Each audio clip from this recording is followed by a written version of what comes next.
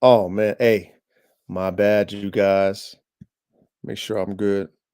I don't even see myself up in here. You guys hear me? Check, check, 1 2, check 1 2. Hold on, cause I don't even see myself in here. Let me try this again.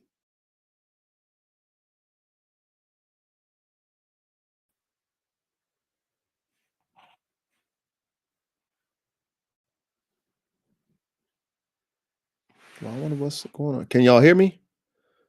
Hold on. Let me check something real quick.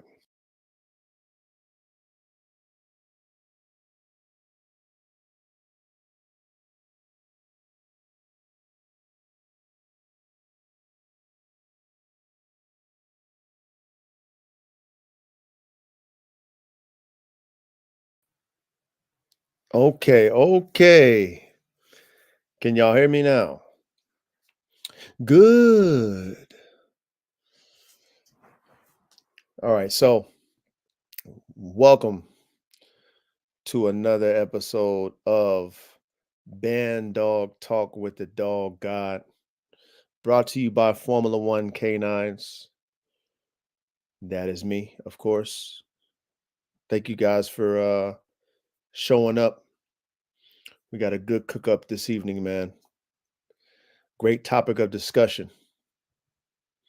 Should band dogs be bred to be attack dogs or guard dogs? Okay. Let me go ahead and put that right there in the ticker, they call it. Should band dogs be bred to be attack dogs or guard dogs? Okay. This is a very important topic. Like all my topics, but this one is very important. And the main reason why it's important because we're in our infant stages of this band dog thing as far as it becoming something that is popular, and we don't want to get carried away with our mad scientist ship, right? And mixing all these, performance level dogs and not understanding what we're creating at the end of it. And then when we have these offsprings, they become liabilities, right? We don't want to get to a point where we worked hard to create these dogs, the phenotype and the genotype of these dogs, the temperament, etc. And we got it, right? We got it, right? And then all of a sudden there's a ban on the dog, which is the band dog, right? It becomes banned. And that right there would just, you know, take the wind out of our sails, if you want to call it that. You know what I'm saying? The air out of our balloon when that happens. So, with this topic tonight, we're going to dive deep into, should band dogs be bred to be attack dogs or guard dogs? So, like I always tell you guys, man, get comfortable. Um, you know, if you're at work, get your ear pods on, man. Just have an ear to hear. It's gonna be some good information. Some real in the field information. You know how the dog guy gives it to y'all. I give it to you live from the field. I don't take it from anybody else. I can only give it to you from what I've experienced and what I'm experiencing now. That's all I can give it to you from. You know what I'm saying? So, me being a player coach, this is what you're getting. You're getting that shit live from the field. So, this topic, you know, I have a lot of experience with this type of, with this topic in a sense. You know what I mean? Because I've had, dogs who are very offensive driven, and we've talked about this in previous on a previous episode. about defensive and offensive drive. I've had dogs who are very offensive, which is the attack mode, and I had dogs that are defensive. So, this ties into that in a sense. So, like I say, man, get comfortable. If you like your herbal sensation, roll you up one. You know what I mean? Pack you one in your little bong if that's what you do. If you got like your brewskis, man, crack you open the brewski, get comfortable. I already have my vodka lemonade ready to go.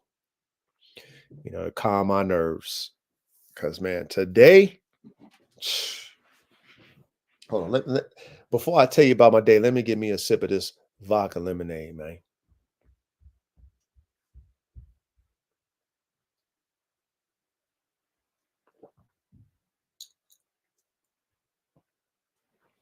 So y'all know that every day is always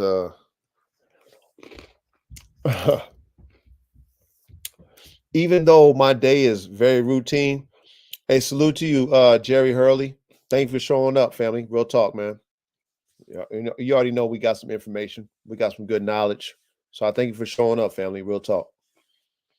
Um, so even though my day is very routine, you guys, as a dog man, getting up at a certain time, starting at a certain time, cleaning up, shit and piss, that's every day.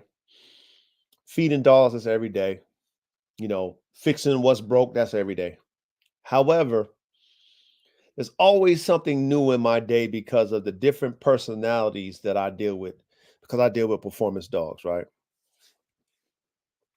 So there's always an audible in my day. It's never routine, even though it is routine, if that makes sense. Even though I know what I have to do, and it's very routine, very structured, I do it at a certain time, I end at a certain time, right? It's always an audible due to the dogs that I have because I don't have foo-foo dogs. I don't have pets, even though, you know, they're I consider them my family, but they're not necessarily pets to me, right? They're athletes. And you're dealing with all these different personalities when you have athletes, right? Happen to be canine athletes. So this evening, of course, or excuse me, today, I'm sorry, today, of course, you know, I started a little bit early so I can make time for you guys, right? For you know, Bandog talk. And I have a band dog, one of my foundation male, the only foundation male that I have. His name is AR-15. Okay. Through his he'll be 4 this year, by the way. So through his 4 years of life, okay, once he got to a certain age, I would say a year and a half, he started to shift into an energy that is familiar to me. It's an energy that comes from his uncle. Okay, comes from his uncle. His uncle's name is Shaka. Okay, Shaka has he's he's been, I would say, the number one. I call him an asshole. He's been the number one asshole. Which what I mean by asshole is he's always challenging what I want him to do. He's always doing things that to yourself you're like why the fuck are you doing that, right? He's challenging, right? Because he's an alpha, Shaka. So AR-15, of course, his mother is Shaka's sister, littermate, and she is the same, but not really. She's not an asshole. Okay, her name is Holy Spirit. She's not an asshole, but she's an alpha bitch. But she's not like her brother. Her brother is really like anything that's gonna push your buttons, he's gonna do it to push your buttons. And he doesn't care about the attention that he gets, whether it's negative or positive. He just wants to get something out of you so he can get attention. So that's Shaka. So anyway, today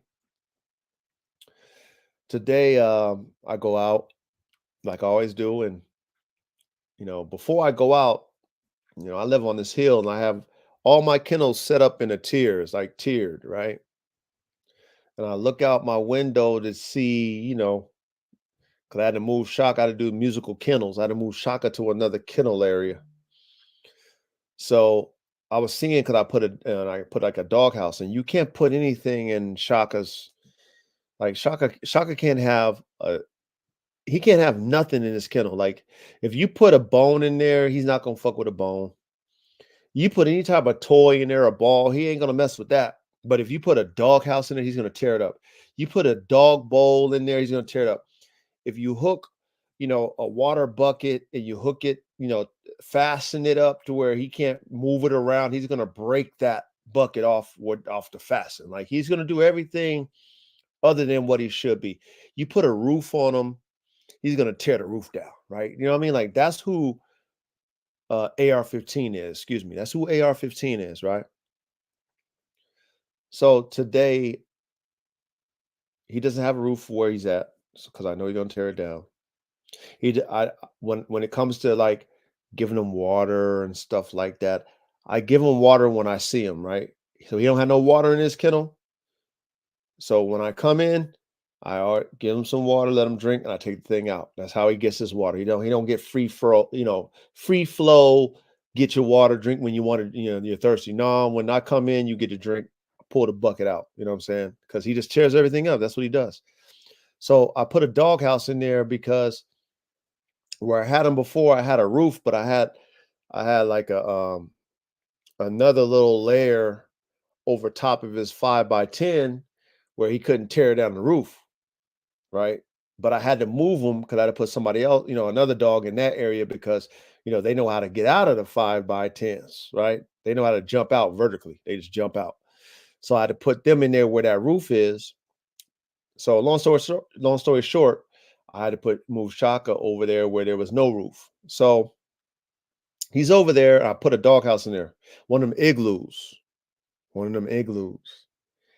This asshole, because he is an asshole, he figured out how to unlatch the igloo from the bottom, because it has some clamps where you hook, it's hooked to the bottom of it, right? The top of the igloo is hooked to the bottom of the floor. There's some clamps.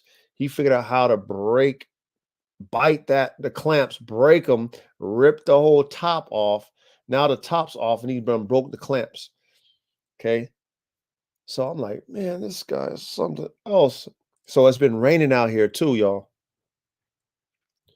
So he's out, he refuses to go in the doghouse. He tears the doghouse up. But he refuses, it's raining. So it's raining on him and he refuses to go in the doghouse.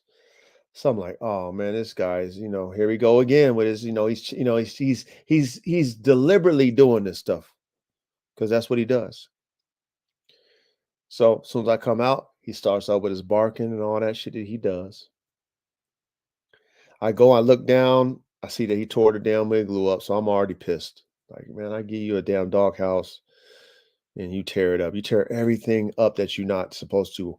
You tear everything up. I give you stuff that you can tear up. You don't want to fuck with that. But everything that you shouldn't tear up, you tear up. So now I'm already livid, right? So I'm like, all right, I'm gonna just calm my nerves because if I don't calm my nerves, I'm gonna put the Beast by Dre down on this boy Shaka because he's just got me this livid, right? So I calm my energy. I go down and do what I got to do. So I'm like, all right, I'm gonna go ahead and put like this different tarp up there. I'm gonna take the doghouse out. I'm gonna put this certain type of tarp up there. I'm gonna make it tight.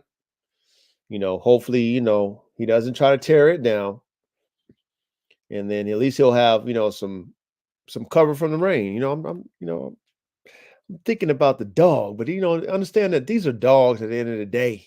They're dogs. They're not humans. But I'm having a little compassion, even though excuse me, AR-15 is pissing me off, tearing up my igloo and stuff. So anyway, I put it up. I go down, do what I gotta do, and I just hear this ripping sound, and he's ripping that up too, man.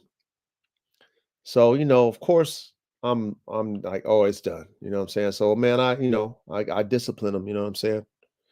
And that's what you got to do when you have alpha dogs. And if there's any fur mommies or fur daddies who are listening to this type of podcast where you're dealing with band dogs or performance dogs.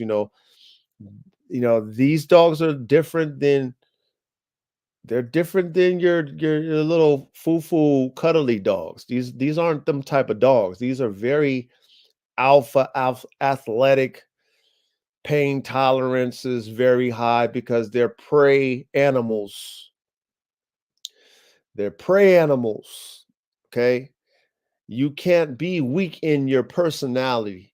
You can't be weak in your energy if you have dogs like I have. You can't, because they're going to run amok on you. And my dogs, certain ones though, this one I'm talking about in particular, AR-15, he's always challenging me. Shaka, he's always challenging me. Okay. Even though they're smart enough to comprehend, but they're alphas. That's what they do. So I have to deal with them how they deal with each other. So, of course, when I heard that, I'm like, I was already pissed before, but then now I'm even more pissed. So I discipline them. I tear that whole thing up. Well, you don't get no roof, man. You don't get no dog house, no roof. You don't get nothing. You just stay in your 5x10 with nothing in there, like you in the shoe. So that's where Shaka's at now. I mean, excuse me, not Shaka, but AR-15. They're two in the same. That's why I keep kind of mentioning them both. Shaka's a little bit older, so he's still an asshole, but he's not as much as he was when he was young. But he's still an asshole. Shaka is, you know what I'm saying? But he's not like, I would give Shaka this over AR-15. Shaka is not going to tear up his water bowl. Shaka is not going to tear up his doghouse. Shaka might bend his kennel bars. He might pull a steel kennel bar off the weld because he's done that before. But he's never just tore up his doghouse. He's never tore up the water bowl and the food bowl. He doesn't do that stupid shit. But AR-15 does. You know what I'm saying? Tears the roof down, he just tears everything up. You know what I mean? And I know it's an attention thing for him. It's a challenging thing for him. But today, have my blood pressure up. So let me take another sip of this vodka lemonade and we're gonna get started. You know what I mean? So that was my day. And then another thing too is so this is what I'm learning in the field with the dogs that I've created. So when you put certain genetics together that you see in the dogs that you're breeding, right? You see the genetic characteristics. You know what's behind them, but you actually see it, right? So when you put superior athletic dogs together from both sides, top and bottom, sire and dame, expect to see more superior than as far as the characteristics, right? More superior than the dame and the sire. Expect that, even though it might not happen. It might not happen now. However, expect it, because what I'm experiencing in the field, because I breed these Formula One level canines, I'm experiencing offspring that are young that are showing me greater athleticism than even their great athletic parents. So much so that they don't even know their ability. Okay. They only figure out their ability when they watch the others do certain things, right? They watch the others jump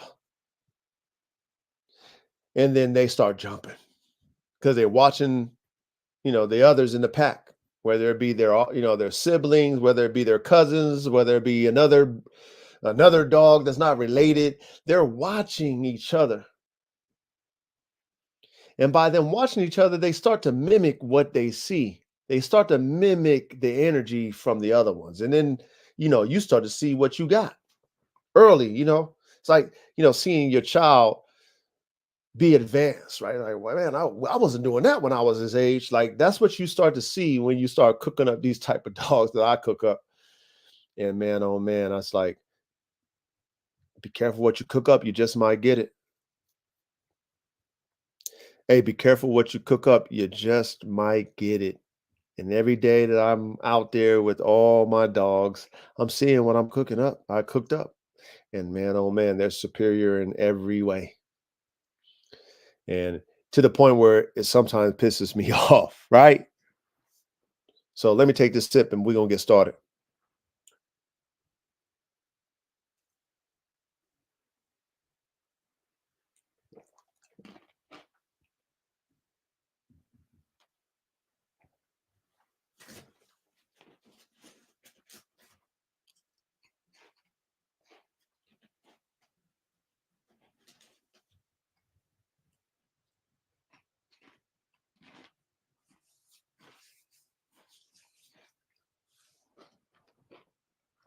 All right, all right, all right, all right.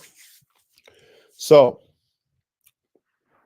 again, the topic is below. Should band dogs be bred to be attack dogs or guard dogs? Okay.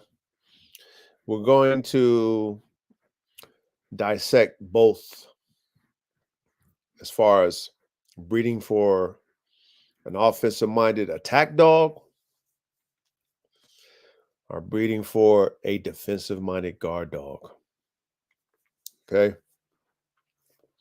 Like I said, I'm kind of piggybacking off of a subject that I had previously on a previous episode, but I just want to be very specific on, you know, what I'm gonna say we as a community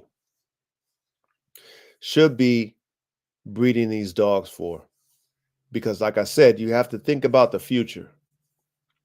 If we get to a level as a community where the dogs that we are creating becomes popular enough where people want to buy them for their family, for their working abilities, right? We do not want to be selling liabilities. We don't want to do that, okay? Because then what we've created would be voided out once it becomes banned. Maybe all that work that we put in as band dog breeders will be voided out when we can't sell them dogs to anybody if you're trying to sell them, right? Because they're banned. Because now they're killing people. Okay. They're killing animals. And we don't have any control over that kill drive. Okay. So, I can speak for myself. I always speak from my perspective.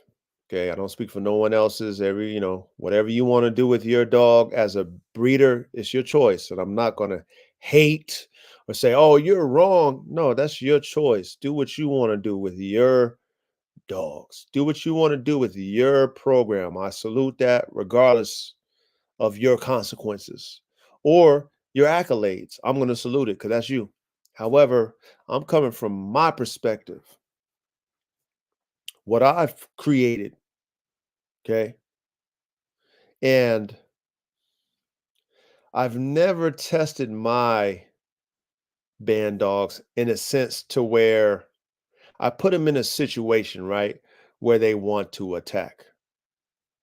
Now, with their drives of prey, they always have the go get mentality when it comes to prey. That's kind of a given when you're dealing with dogs with prey drive. They're going to want to go and get prey.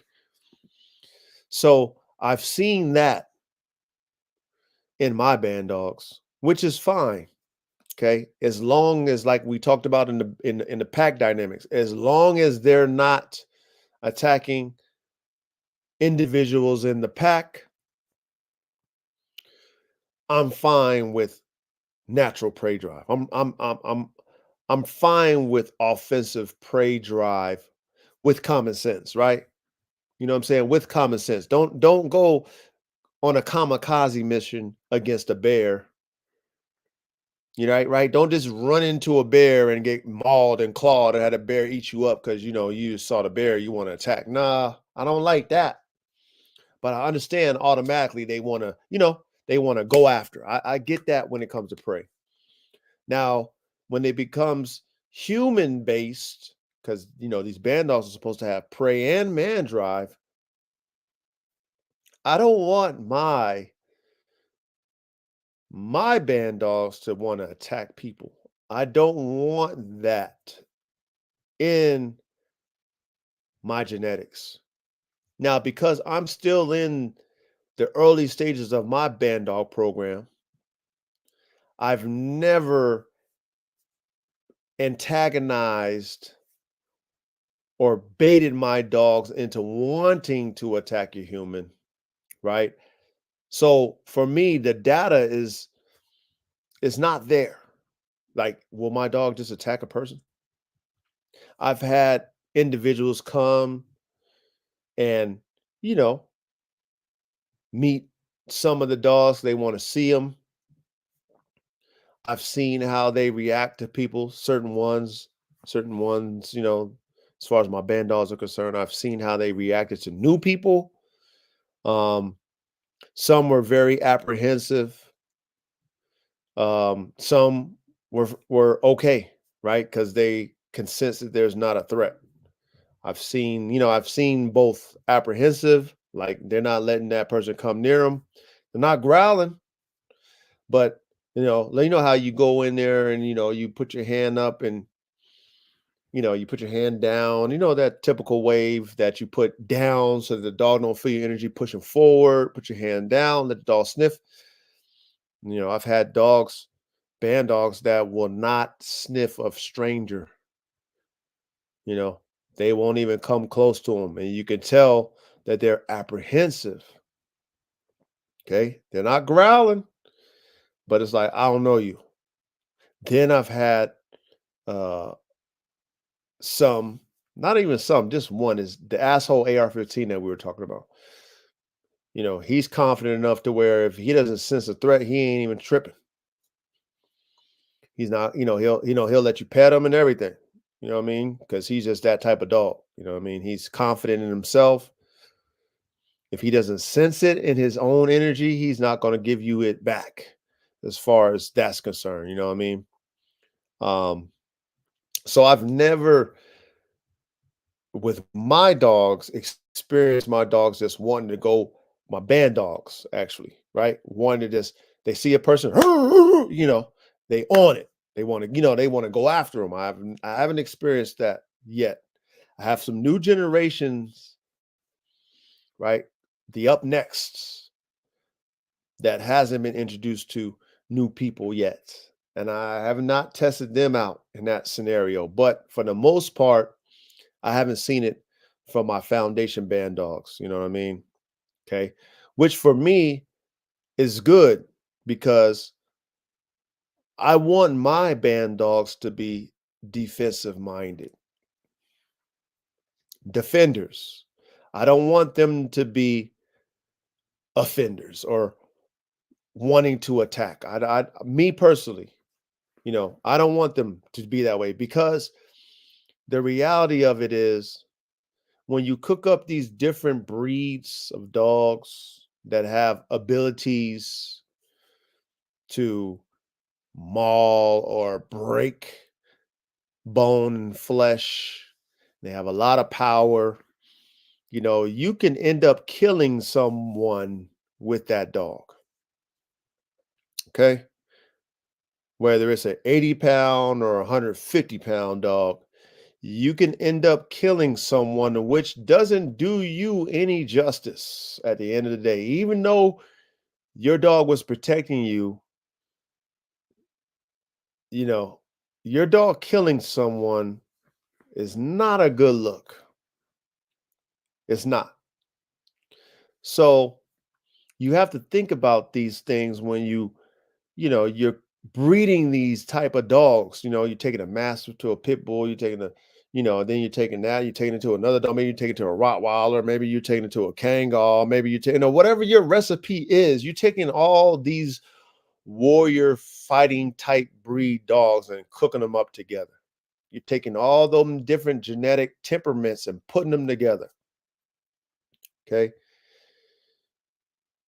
The bite force of all them genes, right? All them genetics, right? The bite force of that dog versus a German Shepherd or a Malinois is a lot greater, right? It's a lot greater. And that is the reason why police uses them type of dogs, Malinois and German Shepherds, Dutch Shepherds, whatever they use, right? Because they know when a German Shepherd bites a human being, it's not a bone crushing bite. It's a flesh and muscle and tendon tearing bite, but not necessarily a bone crushing bite where you just, it bites somebody and it snaps their bone off, maybe, rips their arm off. That's a lawsuit to the law enforcers, right? They don't need that. That's why they're not using Bandogs. They're using Malinois and German Shepherds and things of that nature, right? Dutch Shepherds, whatever. So when we are cooking up these dogs that can, do damage to a human being, not only to their flesh and their muscles and their tendons, but to their bones, right? Do we really want them to be attack dogs? Right? Do you really want that band dog to have a mentality to go after something? I mean, you can. It's your prerogative, right? As a band dog breeder. But it just depends on how you cooking up your band dogs, right? It really depends on what genetics you put in, right? What breeds you put in your band dogs that justifies the bite force, right? So if let's say you're doing sleeve work with your band dog and let's say you got a light sleeve on there, right? Where you can actually feel the pressure of your band dog biting you. And you can say, okay, well, damn, it's pressure, but I'm not, I'm not screaming from that damn that, that pressure. Cause when the pressure is pressure, even though it's not breaking skin, you're gonna feel it if that dog got a hard bite. You're gonna feel it. And you're like, oh wow. Oh no. Like you can tell. So if your band dog is biting you with your protection on, right? Your sleeve or whatever you got on, and you can feel the pressure of it. And if it's not bruising you or you don't feel the pressure on your actual bone itself, where you're like, oh man, this boy can break my bone, then you know what? You might be able to train your band dog or you know, direct your band dog to attack, to be an attack dog. You might have that type of band dog, which is fine if that's what you have. Make sure you test it to see if that's what you have. However, if you have a band dog that when it bites you with that sleeve and you feel it and it makes you cringe from the pressure, not the pinch of your skin, but you feel the little vibration of your bone, right? You feel that bone vibration when when something hits that bone, you kind of feel it like you feel it. When you feel that and you like cringe, like off the pressure, that should not be an attack dog. Because if you felt that pressure in a sleeve where it had you cringing like, oh my God, not the pinching of skin cringe, but your bone. It's a difference. It's a difference when you feel that bone pinch versus the skin pinch. If you feel that in your band dog, okay, you should not encourage it to want to attack. You should not encourage it to be that attack dog. Okay. And like I say, the reason why is because of the liability. Just think of this. Understand why police use dogs to begin with. Because when he mentions or she mentions, I have a dog, I will release the canine, the suspect thinks about the bite. They don't want to get bitten by a dog. Unless you're on some drugs, and there's some people that's really psyched out on some drugs now. We're not talking about them. We're talking about the people who's sane and maybe they running from the cops, right? For whatever reason, right? They're not on no drugs. They got their right frame of mind, but they running from the cops. Soon as that officer says, I will release the canine. Soon as he lets that dog go, man, you already know what time it is. You know what time it is. They're going to submit. They don't want to get bit by that dog, right? They don't want to get bit by the dog. Okay. The coldest killer in the game of killing does not want to get bit by a dog. All right. So in reality, your Bandog as a deterrent is good enough to, you know, calm down an assailant or someone who's trying to, you know, break into your home or whatever else. The dog itself is going to deter them without having to attack. Now, there are some of those individuals that want to get bit. That's fine if you want to get bit. But 9 times out of 10, the dog's warning is enough, right? The dog, in the presence of that individual who wants to come and take something from you or do some harm to you, is going to back that person up. So for us doing band dogs, right? Should it be an attack dog or should it just be a guardian dog, a guard dog? Me, I'm gonna tell you it should be a guard dog because of the power and the ability to kill a person. Like I said, these band dogs aren't German shepherds, Malinois, and Dutch shepherds and things of that nature. They're not them type of dogs. These band dogs that we cooking up,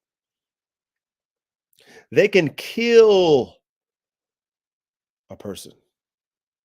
They can bite a person on the arm and snap their arm off.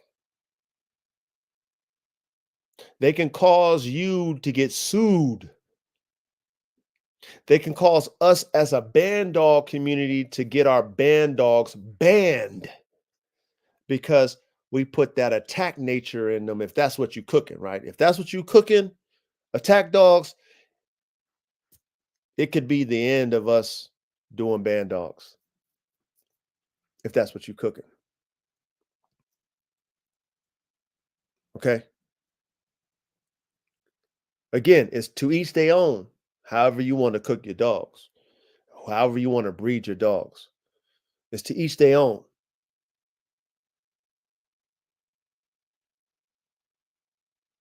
However, the reality is we got to think ahead. We got to think ahead because once we make these type of dogs and they become mainstream enough for more people to want to buy them dogs and they're now family guardian dogs, we have to think about, you know, their mentality, the dog's mentality. We got to think about that because we damn sure don't want the dogs that we cook up for the public. If you decide to sell your dogs to the public, to just have a mentality to just want to attack because they can, right? You put all the genetics in them to make them as dogs believe that they can do whatever they want to do physically, right? Send them dogs. However, that's something that as breeders, if that's what you are, if that's what you're doing, right, with these dogs, we need to consider this.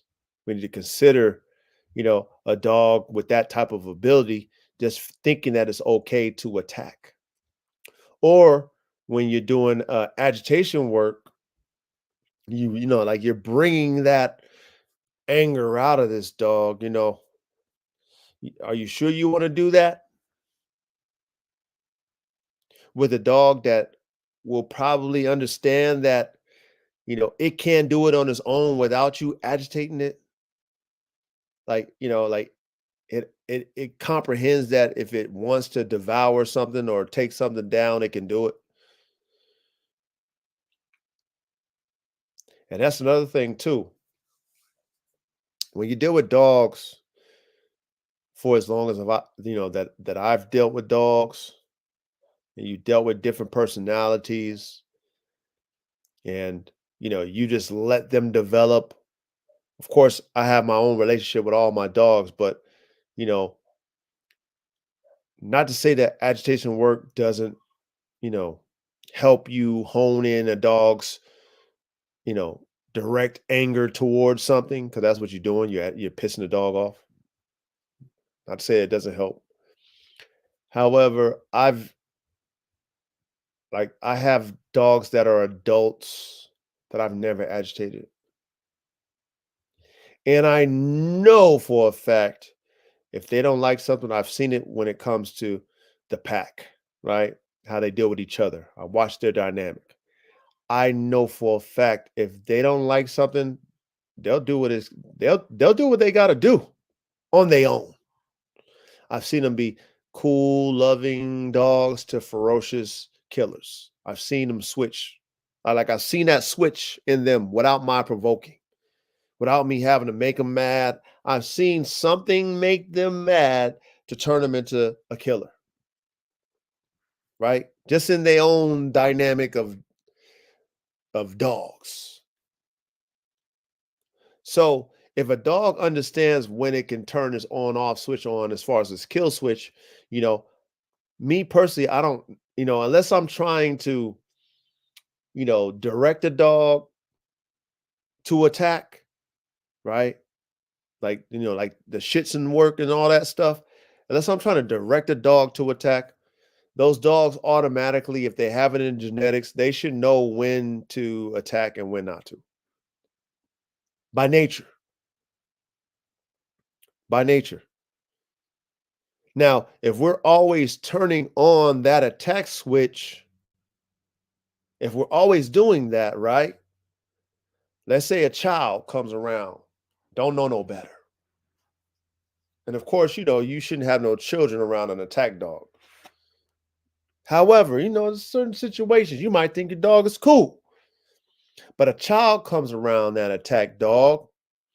And for some reason, that attack dog sees a threat, whatever reason it is. You know what I mean? We don't, we try to understand the dog's psyche, but you never know.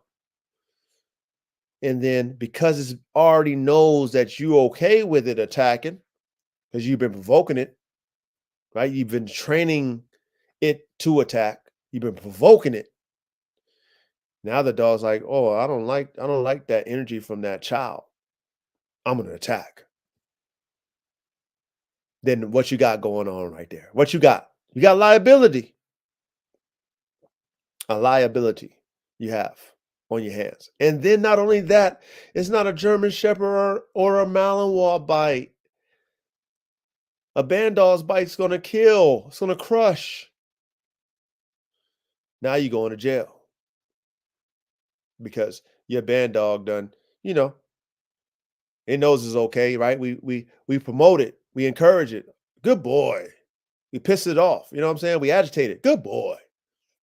Good girl. And then, shit, it feels agitated for whatever reason and it wants to attack a child. Now you going to jail because you're a dog, right? And your dog's looking at you like, oh, I thought you liked this. You like this, don't you? You encourage this out of me to want to attack. So understand that is a two-edged sword, you guys. when you're dealing with these band dogs. Provoking it to attack. That is a two-edged sword, right? It's good to a degree if you're going to use it in that capacity where you're out, like the police. If you're not doing what the police is doing with your dogs, I wouldn't advise you to be doing that type of work where you turn your band dog into a attack dog. I wouldn't advise you to teach that dog that it's okay to attack when it's aggravated. Unless you actually have that dog doing that type of work. Like it's actually working in that capacity. You know what I mean? Like real talk. Because I actually have puppies who will see a stranger and nut up on a stranger. Puppies. I didn't do anything of the sort to provoke it at all. However, genetically, they nut up. They nut up, right? That's genetics. That has nothing to do with me making that dog mean. Stranger, caution, who are you? Let me defend real quick. If I'm there, they look at me, is it okay? I calm the energy down. It's okay. It's still apprehensive. I bring the person around. I'm there. Smell. Person's good. Cool, cool. Okay. I'm imprinting that in that puppy's mind. But the puppy already knows genetically, like, I don't know you. Let me let you know that I don't know you. Okay. Which for us who are doing band dogs, right? Which is a great guardian dog. That's what we want to see. Good boy. That's natural. Good boy. I didn't have to provoke you to be mean to protect me. You automatically knew that that wasn't family. And you a little puppy. That means then the genetics is there. That's what that means. The genetics alone is there. Okay. Now, if you want to do sport with your dog, if you want to do sport with your dog, and that's what you want to do, Schutzhund type sport work, then yeah, that's required for you to do agitation, sleeve, all the different things, basic obedience, all those things that come with Schutzhund work. That's fine. If that's what you're doing, if that's what you're doing with your band dog, you're doing Schutzhund. That's fine. However, if you just want your band dog to protect you and your family and your property, you don't have to do that type of work if the genetics is right, like Schutzhund type work for your band dog to protect you and your family. You don't have to do that. You don't have to make your band dog want to bite everybody. Matter of fact, you don't want to do that with a dog that can kill somebody.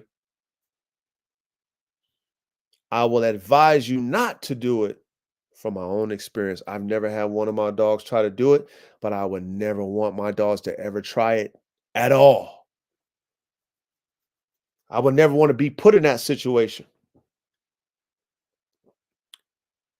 Okay. I would never want my dog to feel it's okay to even bite me. Right. Like I have all the equipment. I've mentioned this before because earlier on, right, I would say, see, AK is going to be 4 this year. So, okay, so going on 4 years ago, when I bought my double XL pit bull freaking nature AK-47 chopper, I was going to like do Schutzhund work with him. I bought all the equipment for it. Okay, all the different sleeves, from the beginner sleeves, intermediate sleeves, advanced sleeves, the whole bodysuit, all the agitation stuff. Like, I bought all the equipment to do that type of work. So the first thing that I started out with AK was obedience, right? First thing I was doing with him: heel, sit, stay, come, all that type of stuff first before I started agitating him.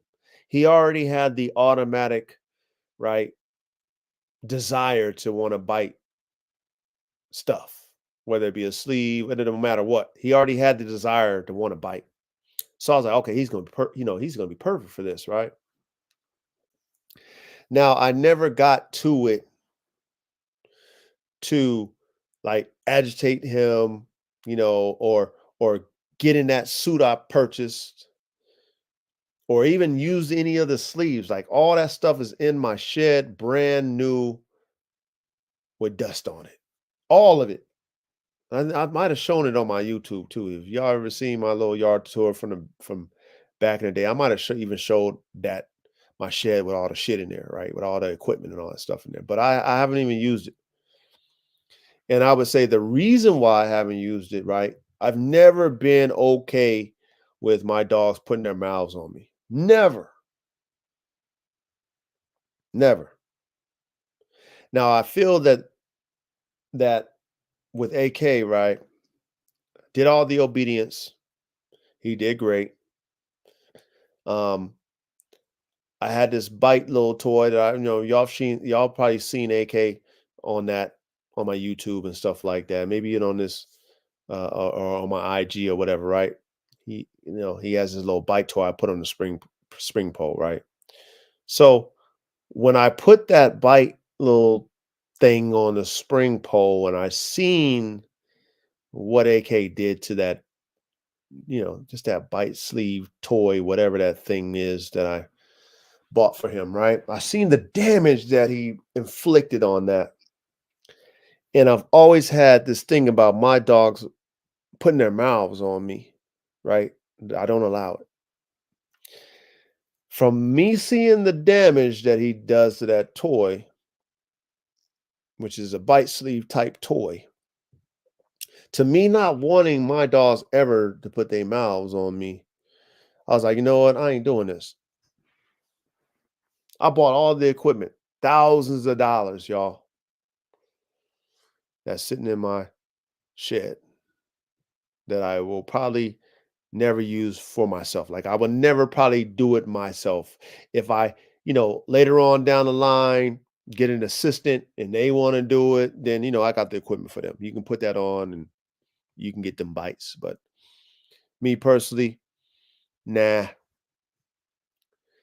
because like I said, I don't want to encourage my dogs, me personally, this is me, that it's okay to bite me first and foremost, whether I got a sleeve on or not. I don't want to encourage them to think that that's okay. Me personally. I'm not that type of dog trainer. I'm not that type of dog man. You know what I mean? Like, I'll have to put a dog to rest if it bit me, like in a malicious way. I've been bit before and it wasn't malicious. So, you know, I can't fault my dogs for that.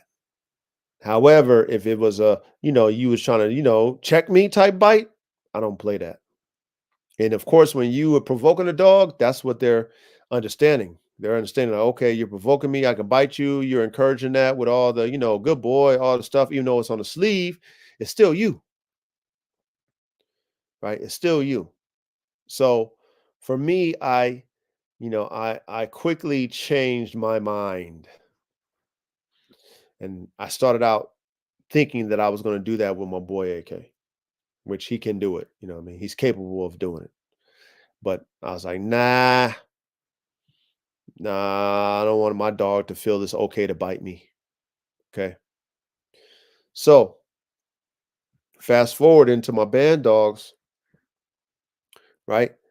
I would just use, the bite situation on the spring pole, let them bite on that. Let me direct them to bite that, enjoy that. That's how I was doing it. But what I've noticed with my band dogs is, in the beginning when they were puppies earlier on, maybe around one, They were cool. They liked to bite that bike toy on the spring pole. They like that. As they got a little bit older, they don't show no interest in that. They're like, I can swing that around. Nah, they won't bite it. Not one. They won't even bite. They won't. They won't even look at it. So I'm like, all right, okay.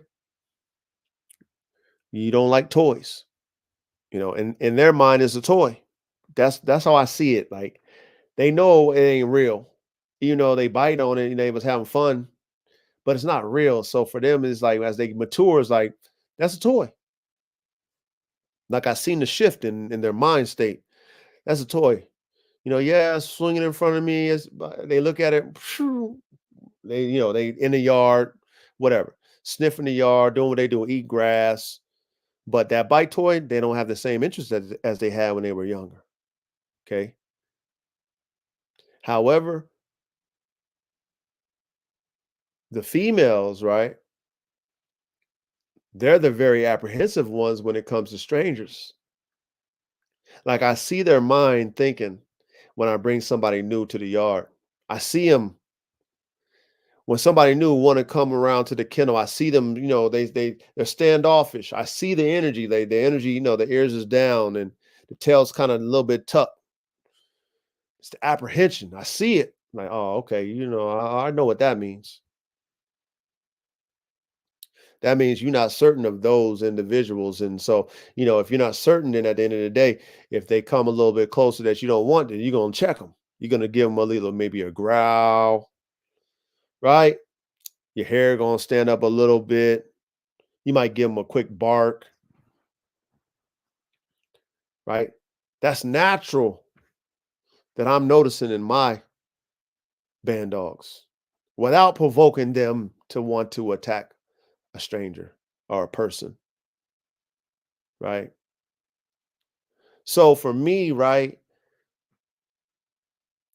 breeding these type of dogs, which my dogs have the Neapolitan Mastiff in it.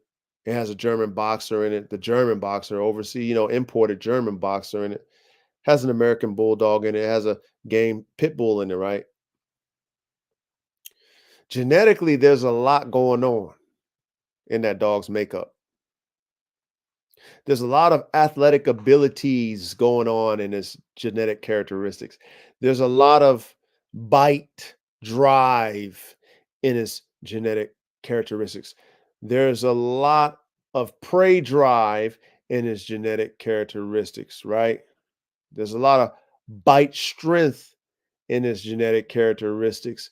There's a lot of durability. There's a lot going on in this dog, in these dogs, because of the different breeds. So in reality, do I really have to provoke these dogs to do genetically what they are bred to do from the different breeds? Do I really have to provoke it and encourage it? Some might have to do it. Me, in my own reality, I don't. I personally don't. Okay. And I really, really don't want to provoke it. I already in my pack of 30 plus dogs do not encourage prey drive amongst the pack. I do not allow it, even though it's present because it's in them, right? It's in the dogs that I've created. But me being the alpha, I do not allow it. I set a tone. I see something, I correct it. I do not allow it because, like I told y'all in the previous episode, when we talk about pack dynamics, I don't want to deal with the vet bills, y'all. I don't want to deal with breaking up dogs. I don't want to deal with dead dogs. I don't want to deal with it because I've dealt with it before, right? This is field talk. I'm telling y'all. It's experience. It's not, what could happen, what should happen. This is experience in the field, man. Bandog 10, big salute to you, man. Welcome, family. We cooking. We cooking. You know what I mean? We cooking right now. Good subject matter. But I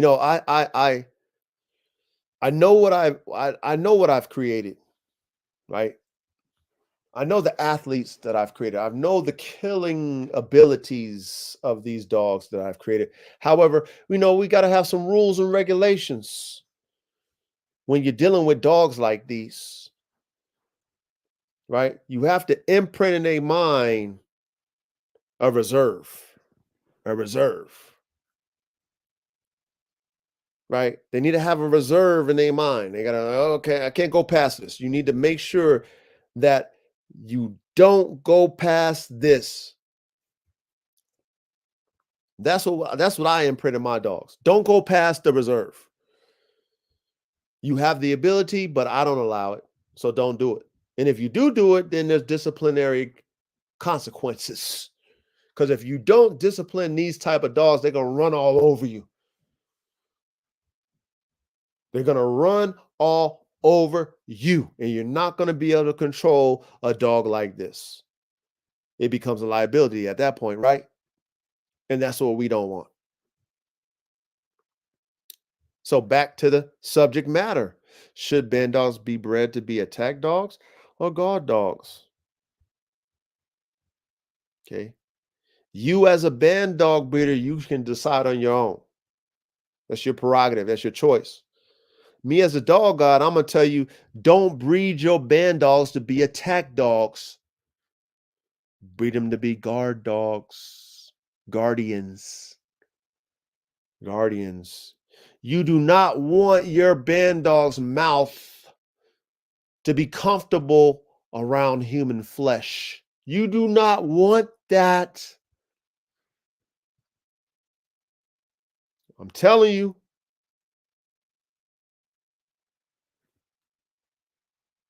I'm telling you, you do not want that. Now, some of you guys, right, who have these band dogs, y'all have heavy mastiff type band dogs. So your band dogs might be 150, 145, 160 because they're heavy mastiff type. Do you really think you're gonna be able to break that dog off of a human at 150 plus by yourself? Realistically, no, you're not. Now, if your dog is trained, maybe so. Maybe so. Maybe you got a off command and your dog will release. Maybe you have that. And I salute you if you do. Realistically, okay, a dog that wants something and is determined, especially if you've dealt with game dogs, they want it that bad. It's gonna be hard. You're gonna choke them out. You gotta have to have two people there with break sticks. Them dogs are on prey and they want to take it to the max.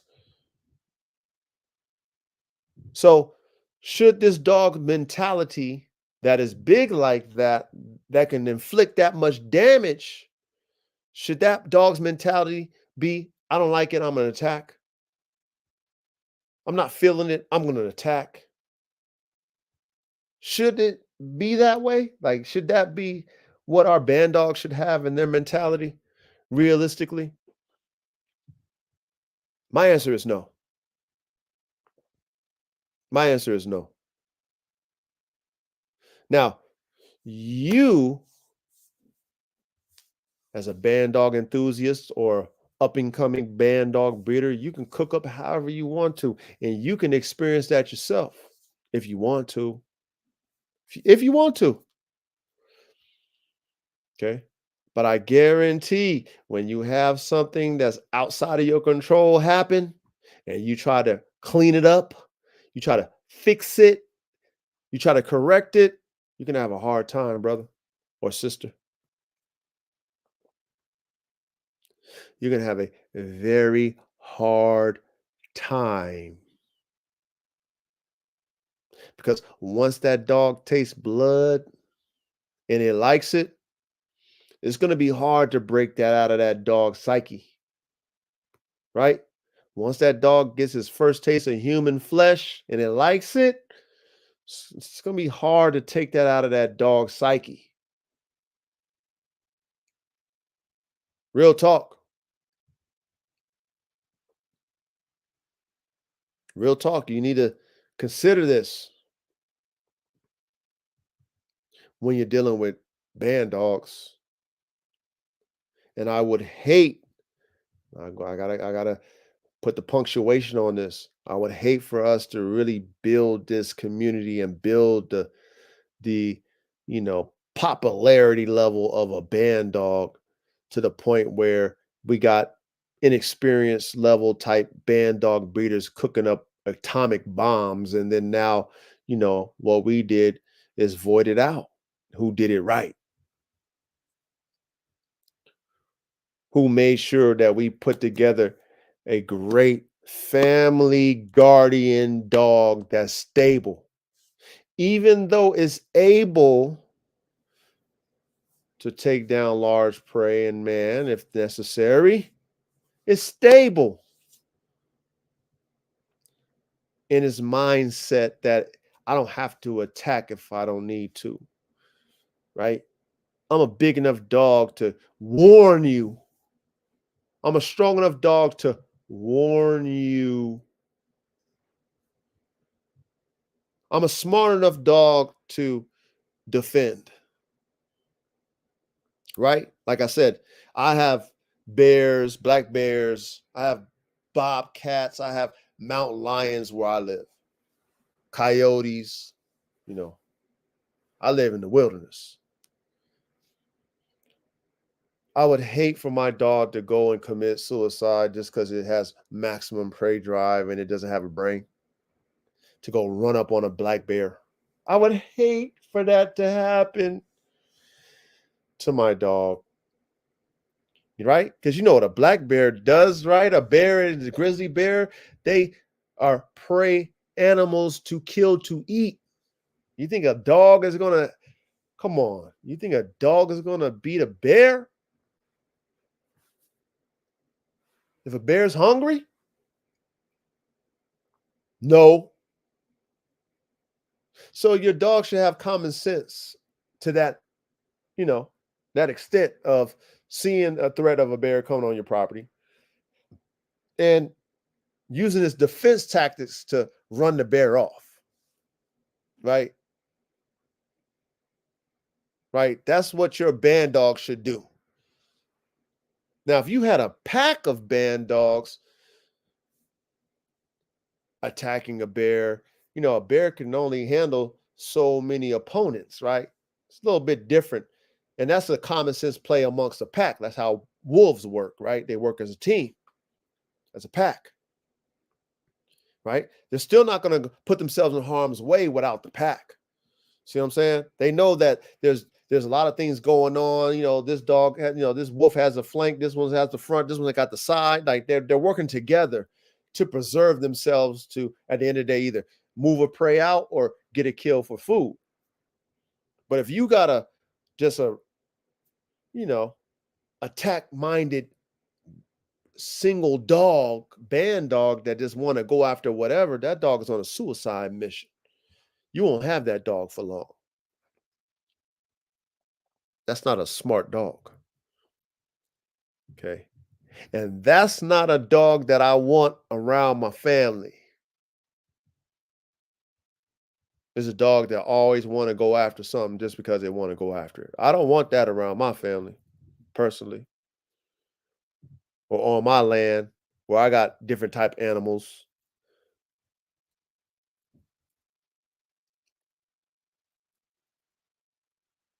So again, should band dogs be bred to be attack dogs or guard dogs? Come on now. Based off what I'm telling you, what you think?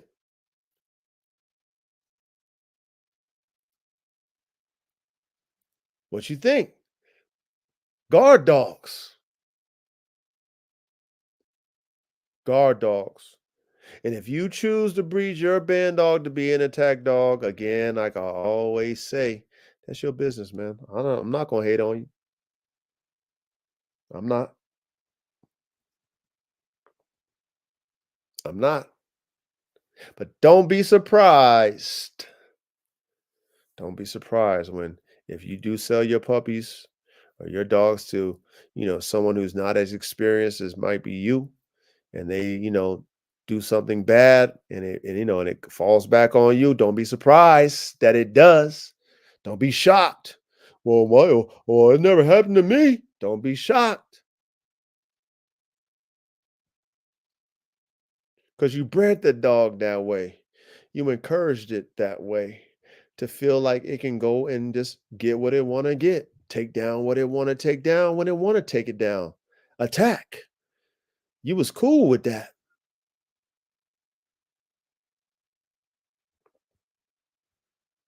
which in turn is a two-edged sword. It cut both ways, right? Might subdue a predator. It might subdue a person, you know. But what if it, is uncontrollable? What if now that it knows that it can do it, you can't stop it from doing it? What you gonna do then? Kill it? It's in the genetics. What you gonna do? Scrap the whole program that you done worked hard for, if that's what you work for? Because now you got some real life killers.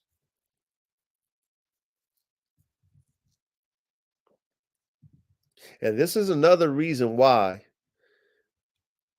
anyone who buys my band dogs, I mentioned this before in other episodes, I tell them for that first year, do not do any type of agitation, do not do any type of crazy bite work. Just love on the dog. Make it a companion for the first year. You know, basic obedience type companion love. That's what I tell people to do with my dogs for the first year. Don't expect it to be rah, rah, rah. Don't provoke it to be a rah, rah, rah. Encourage its mentality to be chill, loving, friendly. If you could take it to a dog park, early bird, take it. Let it socialize with other animals. Okay? Because once that dog matures and knows what it is, it's going to shift. It's going to change.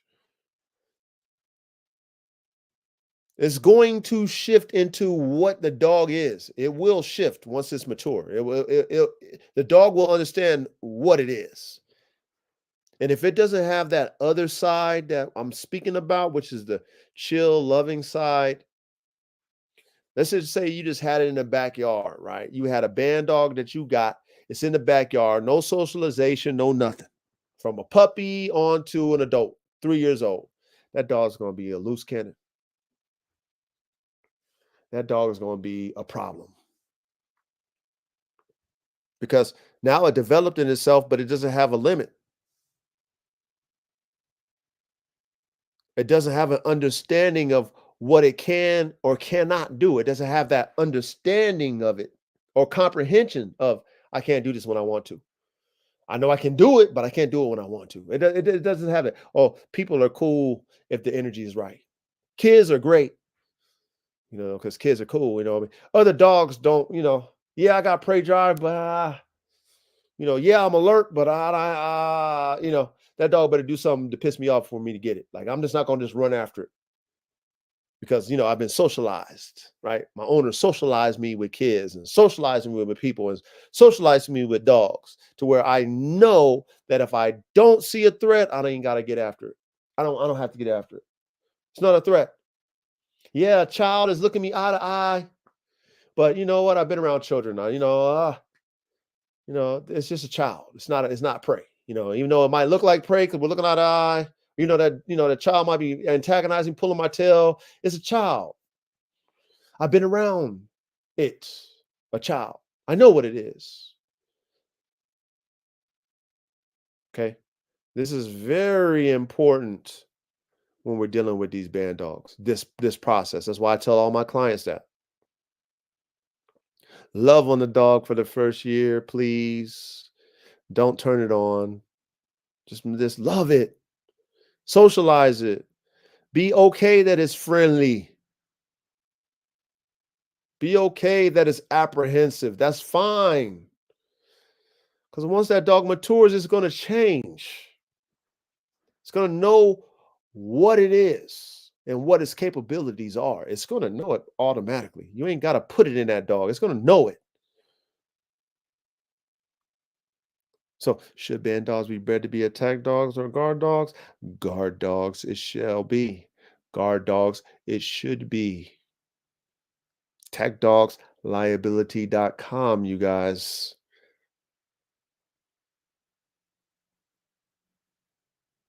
Attack dogs is a liability when you're dealing with band dogs. Get you a Malinois if you want an attack dog, man. Get you one of those. Okay. Them bites ain't gonna kill nobody.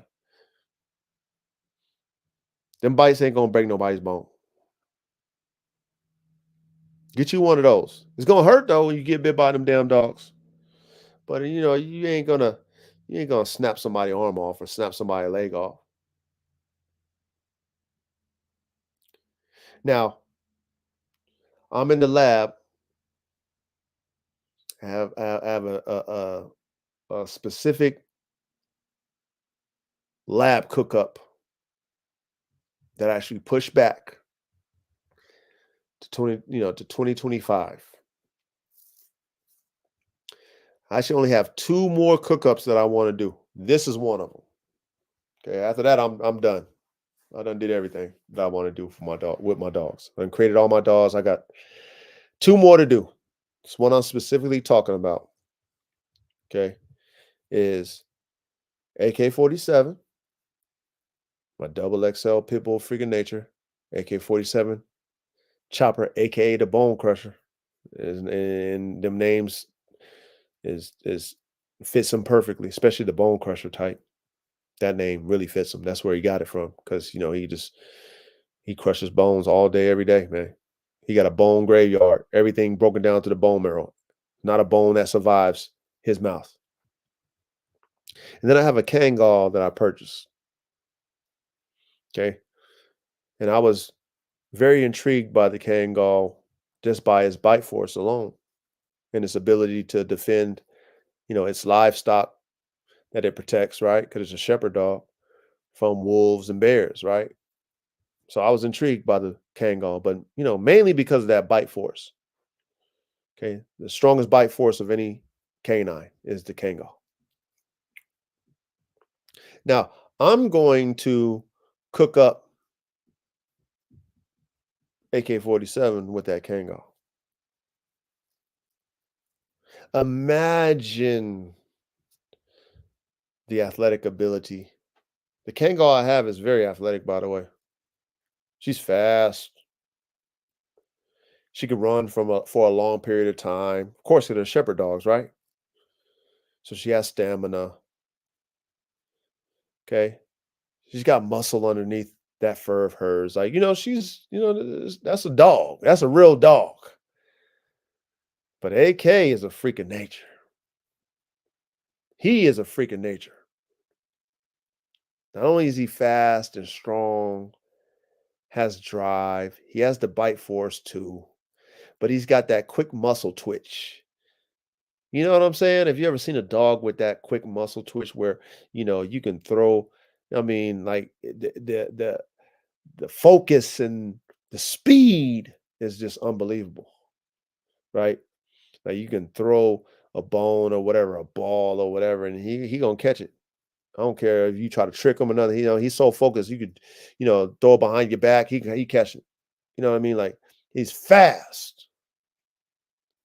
He's quick reflexes.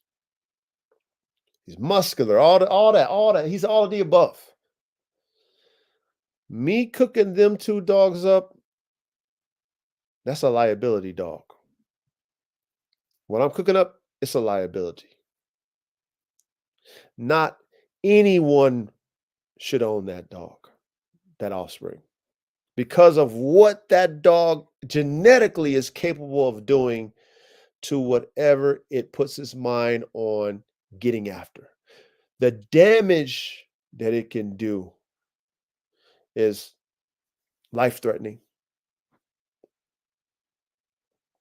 Your ability as one man to break that up is impossible. You would need help to break that dog off of whatever it's on. You would not, as one man, be able to break that off because of the strength and the intensity and the ability of that combination. It's a special combination. So you know for sure I'm gonna tell whoever gets a puppy off of that you better love on this dog for probably longer than a year and a half. I would say probably don't turn that dog on until it's about a year and a half years old. Hey, salute William. Big salute to your family. Thank you for showing up. Um, yeah, I would probably advise my consumers who buy a dog or buy a puppy from, that litter, like, yo, don't turn that dog on until about a year and a half. For a whole year and a half that you own that dog, love on it, socialize it, love on it, introduce it to kids, introduce it to other animals.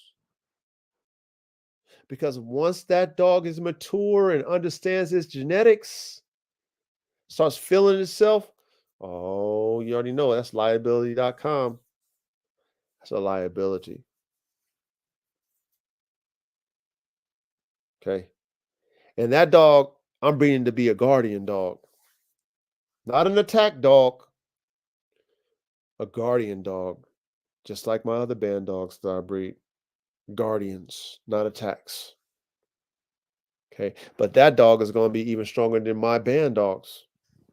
My band dog recipe is a strong recipe, very strong recipe.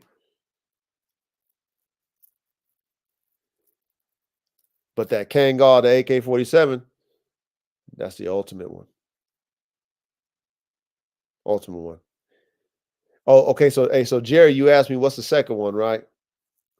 Okay, so I did a breeding with AK and Silver Bullet, which is my Bandog Foundation, one of my Bandog Foundation females. And I had 3 puppies, 2 males and 1 female. Okay, the 2 males didn't make it, and then the female did, but I had that litter. That was my first AK-74 Bandog breeding, and I had a lot of people who wanted those dogs when I announced it. And that was actually, aside from the AR-15, but that was actually a litter that I announced that people were serious enough to have their money right, but I only had 1. So the individual, who was first when it came to that female, because he wanted a female, I only had 1. It was a female, so I honored it. I sold it to him. You know what I'm saying? So I didn't get anything off that. The AR-15 and Silver Bullet, excuse me, the AK-47 chopper times Silver Bullet, which is what I call an AK-74 Bandog. So I want to do that one again.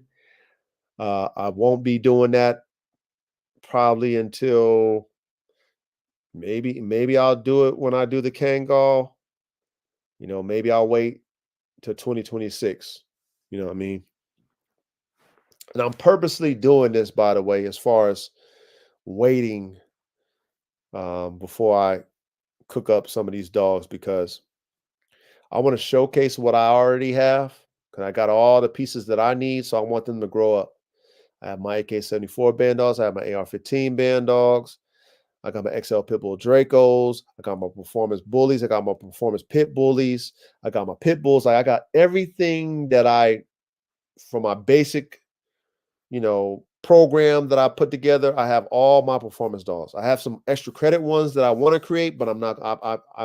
I'm putting those on. I didn't scrap them, but I put those on the shelf. Those is gonna stay on the shelf because I got other dogs that I already have lab notes on that I can bring. But I just feel that the dog world isn't. They're not ready for that. They're not even ready for what I already have. And salute to the ones. Hey, salute to all my consumers and all my customers that bought the ones, all my prototypes that I got that I kept too. But they got puppies off of those breedings. Salute to all y'all because y'all got some good shit. You know, y'all got some good stuff. But the other ones, I just put them on the shelf because I got some other ones I want to cook. But to answer your question, Jerry, it is AK-47 times Silver Bullet, which is one of my band dogs. She's one of my foundation band dog bitches. I want something off of her, And then what I was going to do is I already have, um, some off of her sister, an AK. So I have a male and a female off of her sister, Silver Bullet's sister. They're 1 years old. So I got them. So I want to get something off of Silver Bullet, a male and a female, and I want to keep them and then breed them together. And then I have my AK-74 line of dogs, Bandogs, which is the AK-47 chopper Bandog, by the way. That's what that is, the AK-74s. They're AK-47 choppers, man stoppers. So hopefully that answers your question, Jerry. Um, so anyway, should band dogs be bred to be attack dogs or guard dogs, y'all? Come on, man. If you're paying attention to what I'm breaking down, you're going to say guard dogs. You're going to say guard dogs. You do not want a killer like a band dog to be wanting to attack. That's not going to work out in your favor. It looks good, right? It looks good when you got your band dog wanting to bite. I don't know. I guess it looks good because a lot of people do that. I mean, they get their sleeve out, they got their dogs biting that. I guess it looks cool because hey, this dog will bite you. Yeah, okay, yeah, or yeah, that yeah will bite you until it bites somebody. Though that's what I'm talking about. Until you see that dog bite someone and cause unrecognizable type damage to the person. That's where you're going to think twice about that. You know what I mean? Just like I said, me, I'm speaking from experience. I haven't had my dogs bite people, but I've seen them bite each other and the damage that they cause to each other. And a dog skin is way tougher than ours. A dog can take way more damage from a bite than we can as humans. We know this. Okay. So I see the damage that they inflict on each other when they ever, anytime they have a scuffle. I see it like, oh man, I'm using my staple gun to clean it up and fix it. Right? The damage that they do to each other. And I'm like, oh man, if this was human skin, no, no, no, no, no. This was human muscle, not a chance. Not a chance.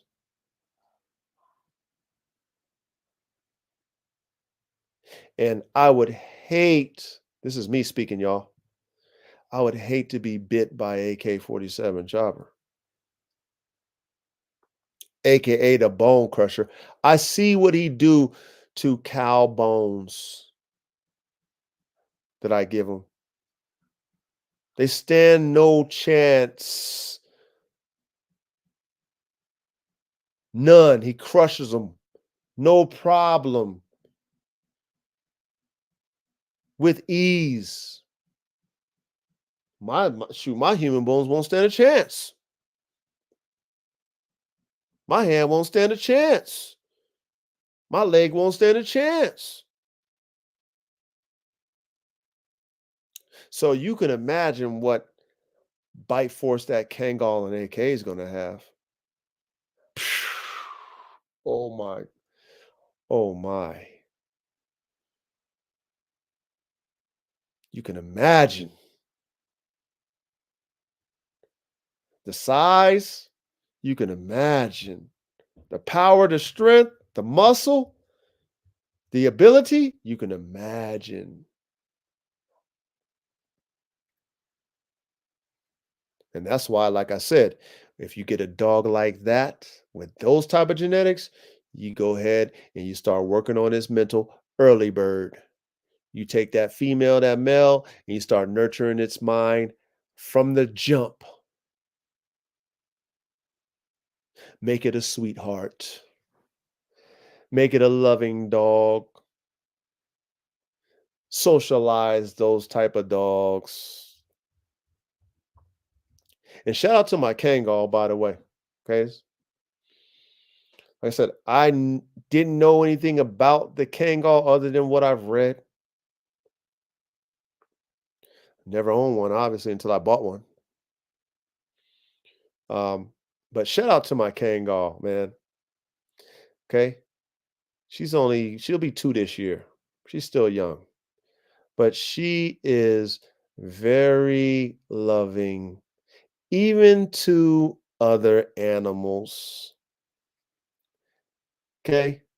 I love that about the girl because I know what she can do to them animals, or let's say the dogs that I've have her around. I know what she can do if she wanted to bite them or wanted to really do damage. I know what she can do with what they say 750 psi jaw power. I see her mouth and her teeth. They're big. Her mouth is big and her teeth are very big. I see it. But she is so loving. She is so forgiving to the energy. She gets rah rah rah now. She matches the energy, but when she plays with them or she tussles with them, I see her delicate, like I see her bite. I see her, you know what I'm saying? I see her using her bite delicately. Like I could see her mind doing that. Like when she bite him and she'll shake him up, right? She'll get in there and shake him up, you know what I mean? But she ain't putting that real set. She ain't putting that 750 down on him. She'll rah, rah, rah, and she'll match the energy all day. But she understands that this is family. She understands that at a young age. And of course, that's how they bred. See what I'm saying? This is my first experience with that type of dog, a shepherd dog, shepherd, a guardian dog that has to guard sheep. To see her understand that this is my pack, these are my sheep. I love that. Shout out to my Kangal, man. You know what I mean? I'm thankful that she ain't got the pit bull mentality like my pit bull bitches that I got, or my pit bull males that I got that just want to inflict damage on each other. Then I got to come in there and, discipline. Might have to stitch some dogs up because they want to inflict damage on each other. Thank God she ain't like that. Shout out to my Kangal bitch. Her name is Snow White. So that's gonna work in my favor when I cook AK to her up. You know what I'm saying? The mental side of the dog. I know the ability is gonna be there, but the mental side of, you know what, I can do damage, but because you're family and I'm a guardian protector type dog of other animals, even though I attack prey if need be, I ain't gotta ravage you, you know, Frenchie, if you got a Frenchie, Chihuahua, if you got a Chihuahua, Labrador, if you got a Labrador, cow, if you got a cow. I ain't got to ravage you. I'm here to protect you. I'm a guardian. So, of course, that's in my lab notes, y'all. You know, when I'm, cooking up AK and Snow White, my Kangal. I'm noting that like, oh, this is perfect. For this type of cook up, this is perfect for me. Because I don't want no liabilities, me personally. And then whoever else gets the remainder of the dogs, the puppies, because I got a lot of people who want them. I don't want to give you a liability. I don't want to sell you a liability. I do not want that to happen. No, me personally, as a dog man, no, I do not want that to be the case. Because at the end of the day, you're gonna have to kill the dog. The liability, you got to kill the dog. You got to put that dog down. It's not a dog that you want to put in somebody else's hands that cause more trouble. A dog that's a liability has to go to sleep. It's not stable. And provoking a dog that can kill a man or kill large prey, provoking that dog with agitation is not a good idea. It's not a good idea. Because just think, you doing that to that dog in that sleeve or in that bite suit, and that dog is biting you in that suit. Imagine if you want to discipline that dog when it does something wrong and you're not in that suit and you're trying to, you know, discipline the dog, right? That dog gonna think you playing that game in that bite suit, and your disciplinary action ain't gonna work. That dog's gonna bite you because in his mind he think you playing in that bite suit, and he don't like it. So please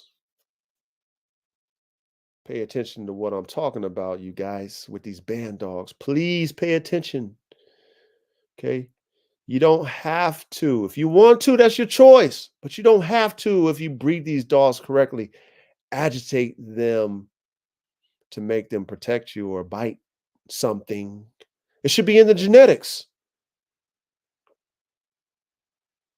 That should be good enough for a band dog. That's how we protect what we are doing with these dogs as a community. We don't provoke them to kill. They should already know that they can. They should, matter of fact, in their mind, you know, rather not.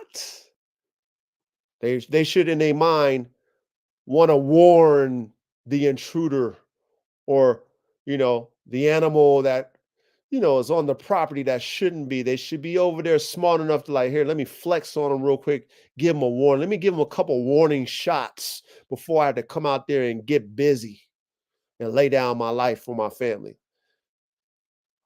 That should be the mentality of our band dogs because of their ability. They should be that confident enough to give something or someone or some prey warning shots. Run up on the bear, but not run into it, right? Run up on the bear, make the bear chase him around. Come on, you know what a smart dog's gonna do. Make the bear chase him, but then, run back on him, you know what I mean? Nip at the bear, duck and dodge. Make the bear, you know, frustrated because it can't get him, but at the same time, the dog is on his back.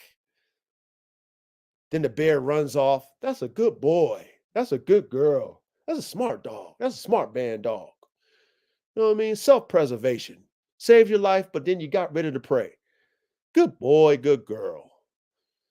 Not no kamikaze mission. You go run after the bear and jump at the bear. That bear gonna, man, RIP to my band dog.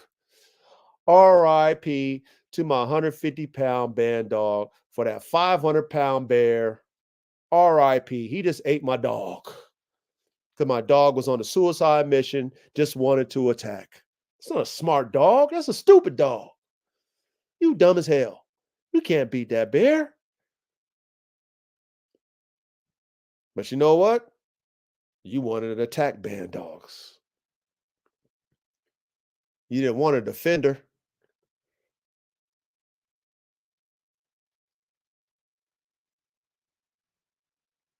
You didn't want a defender.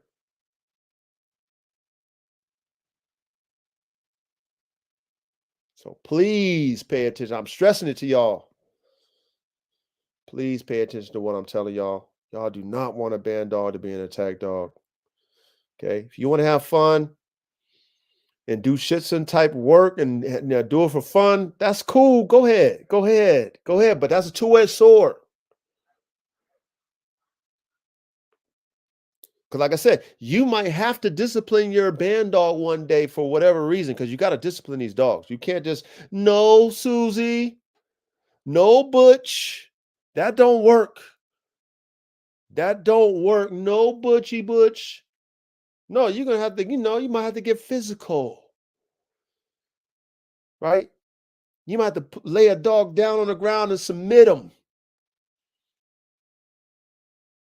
That dog of yours that you have to do that, you might have to do that to, that dog better not think twice one time to even snap at you or growl.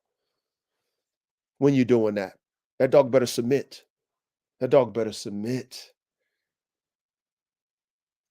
But you know, when you do that agitation work, you know that dog is growling at you, biting at you, snarling at you because you're provoking it to do it at you. You know that, right? That's a two-edged sword that we're talking about. Don't be surprised if it does it when you're trying to discipline a dog and you're not trying to play and agitate it. Don't be surprised if it does it. And then when it snarls at you when you're trying to correct it and it bites you, don't be surprised. Don't try to kill it then. Don't try to kill it then. Why would you want to kill it? You taught the dog that.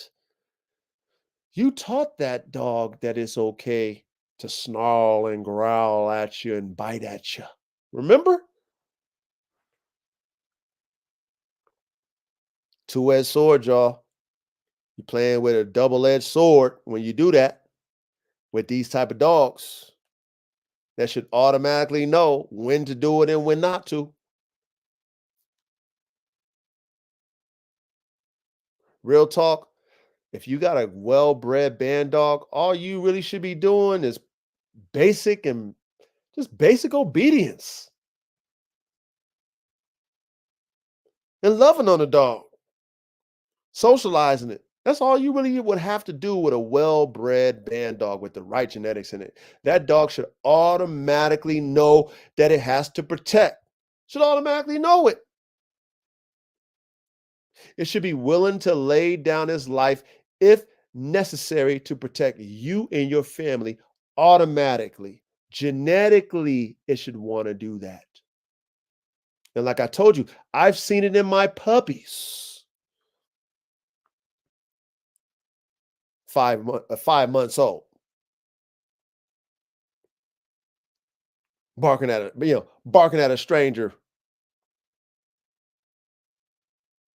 A real bark too, not no little, no, a real one. That real bark. Like, oh yeah, oh yeah, oh, he's serious. That little nigga serious. Excuse my language. He's serious. Hello. He's serious now. No, I don't think it's snowing right now. By the way, if you have another request, you don't need to say Siri before you ask it. Now y'all, hey, I know y'all heard that, right? Oh, oh, I can't even say her name, but anyway, it is serious, and you guys got to pay attention to that. Okay, so I don't need to be long-winded about this topic. It's pretty much self-explanatory. Um, some of us have experienced dogs that have an attack mentality. Some of us haven't. Um, I have only one dog on my yard that has that mentality, and then he's not even a band dog. He's a bully. His name is Cowboy. I mentioned him before. Um, he's the only dog that I have out of 30 plus. Now I got young dogs and they still developing, but he has an attack mentality. If you come up to him, he's hitting the fence instantly. You know what I'm saying? He's not waiting around. He's gonna hit the fence. If he didn't have a fence, he's coming at you. You know what I'm saying? And that's not a good thing for me. Like I said, it's cool, right? You know what I'm saying? You want to flex on your partners and stuff. Oh man, oh man, oh man, oh man, he's serious. No, that's not cool for me though. When everybody's scared of him, and I see him like, I see it in him, like he want to get at the person. It's like, bro, that person ain't even a problem to you. There's no threat, but in his mind, attack. That's what is in his mind is attack. I don't know you attack. Ain't no warning. Okay. And his ability is nothing like my band dog's ability. I'm sure he can do some damage, but I'm sure he ain't gonna do no damage like AR-15. I'm sure he's not gonna do that type of damage that AR-15 can do. So imagine if AR-15 was like Cowboy. I probably had to put AR-15 to sleep.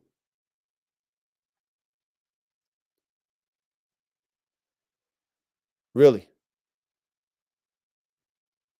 Because now he becomes the key word of tonight, which is a liability.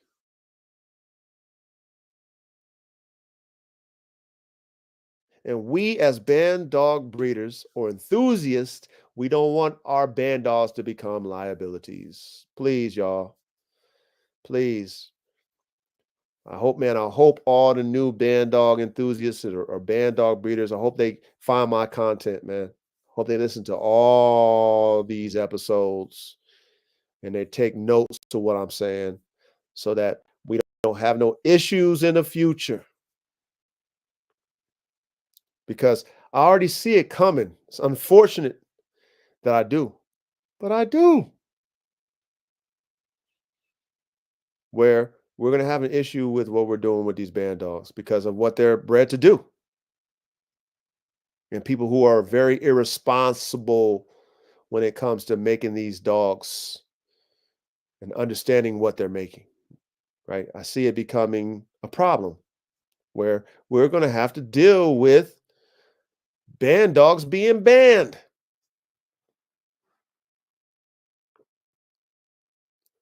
I would ask the community, hey, I would ask the newbies this, man.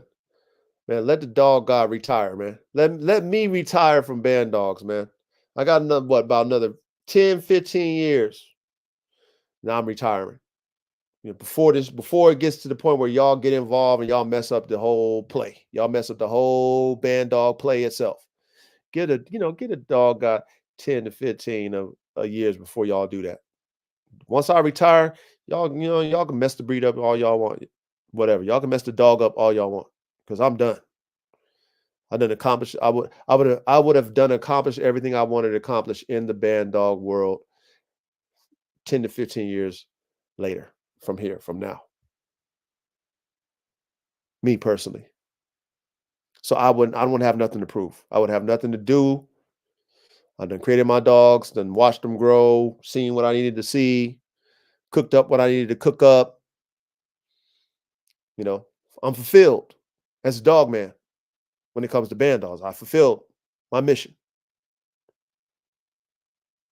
But we know it's coming, y'all, because of the type of dogs that we're dealing with, the dogs that can handle prey and man. And at the maximum level, not the mediocre level, not the entry level, maximum level. That's what these dogs are capable of doing. If you know how to cook them up right, these dogs should be the ultimate warrior. The ultimate man and prey, right? Great on hogs and other animals of that sort. Great on mankind, human beings.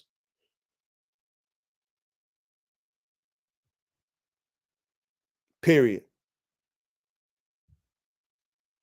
So in closing, like I said, I hope you guys comprehend what I'm saying.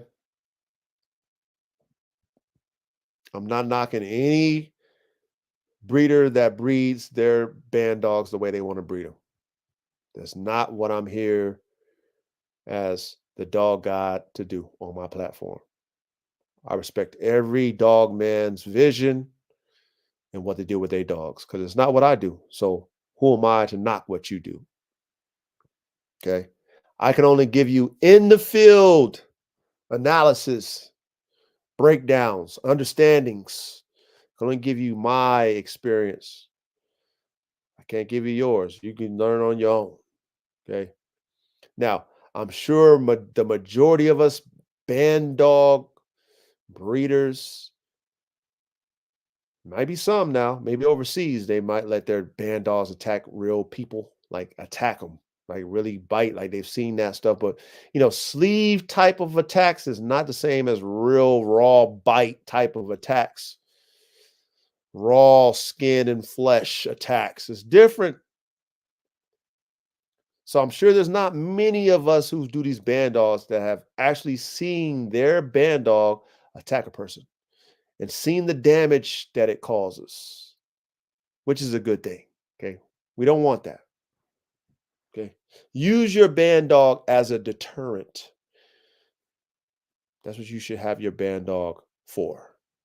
Okay. They see it. Whoa, whoa, what is that? Oh, wow. That dog looks mean. Oh, good enough. You great band dog. Your dog did a great job. It deterred somebody from testing you, for coming up in your house, coming on your property. Oh no, I ain't messing with. Oh no, no, that dog can probably. Oh, that dog gonna bite me. That's man. Good job, band dog. Right? That's good enough for our band dogs. Now watch this as I close out. My neighbor, I live on 6.5 acres. I think my neighbor has maybe like 5 acres or so. Anyway, he calls me up and he tells me, "Hey, there was a big black bear we got on tape, man, about 500 pounds, big one. Guess they don't hibernate. Just watch. You might want to watch out. He's on my property." I'm like, his name is Ty, right? I said, Ty. I said, I don't think that bear gonna come on my property, man, because of them damn dogs I got, man. I don't necessarily think that bear want to go up against all these dogs. Now, all my dogs are contained now. They're not just roaming around. Salute royalty methods. Welcome, brother. My dogs ain't roaming around my property, because then that'll be another liability I got to deal with. You know what I'm saying? Because there's people out here that got livestock and all kind of stuff, and I have my property all fenced in too. But I would still not let my dogs just roam my property because my dogs can jump fences. But anyway, he mentioned that, to tell me, watch, be on the lookout. I was like, Ty, man, I got dogs, man. That bear ain't coming over here. He knows he can smell the dogs. You know what I mean? Bears ain't stupid. You know what I mean? Like he ain't coming over here. You ain't got no dogs over there on your 5 acres. He probably want to get up in your trash or whatever you guys got going on over there. But I said, for me, that bear ain't coming on my property. You know what I mean? Like straight up. And I can say that with confidence because of the energy that is here, right? The energy that I have on my property alone, even though I don't let my dogs roam all my 6 acres, the energy that's here every day from me interacting with my dogs to, wherever I let them roam, the piss and stuff that they put on their territory, the predators know what time it is. They're like, even the coyotes, a lot of coyotes out here. Coyotes is all around my place. They won't go on my 6.5 acres. They ain't crossing that fence. And like I said, I have my dogs in a section of my property. They don't even probably take up a quarter acres of what I have of the 6.5. They're like in their own little section, contained. Okay, so you know, just that perimeter of energy of dogs, multiple that they can hear, they can smell that, the predators can smell, they avoid my property. I'm sure they avoid it because I haven't seen that black bear on my shit. Now, of course, it could be because I'm not over there patrolling my damn land. And I don't live on flatlands. I live on like a mountain, like a hill. And my property is like a check mark. It goes, I got my house on the top of it, and then it goes down into a creek. I got a creek on my property, and then it goes up like a check mark, and it goes up onto another hill. So it could be down there in that creek area because I'm not down there. My dogs aren't nowhere close to that. So I mean, there could be some shenanigans going down there. But for the most part, anything that's on my property that my dogs see and smell, they going ham. They gonna be turning up. They're gonna be barking. They're gonna be letting it know. So, even my neighbor mentioning that, it's like I had to let them know. Like I was like, Ty, I got dogs, man. You know what I'm saying? So if that bear want to come around, my dogs are gonna let me know what time it is. You know what I mean? Especially if it's gonna get close to my house.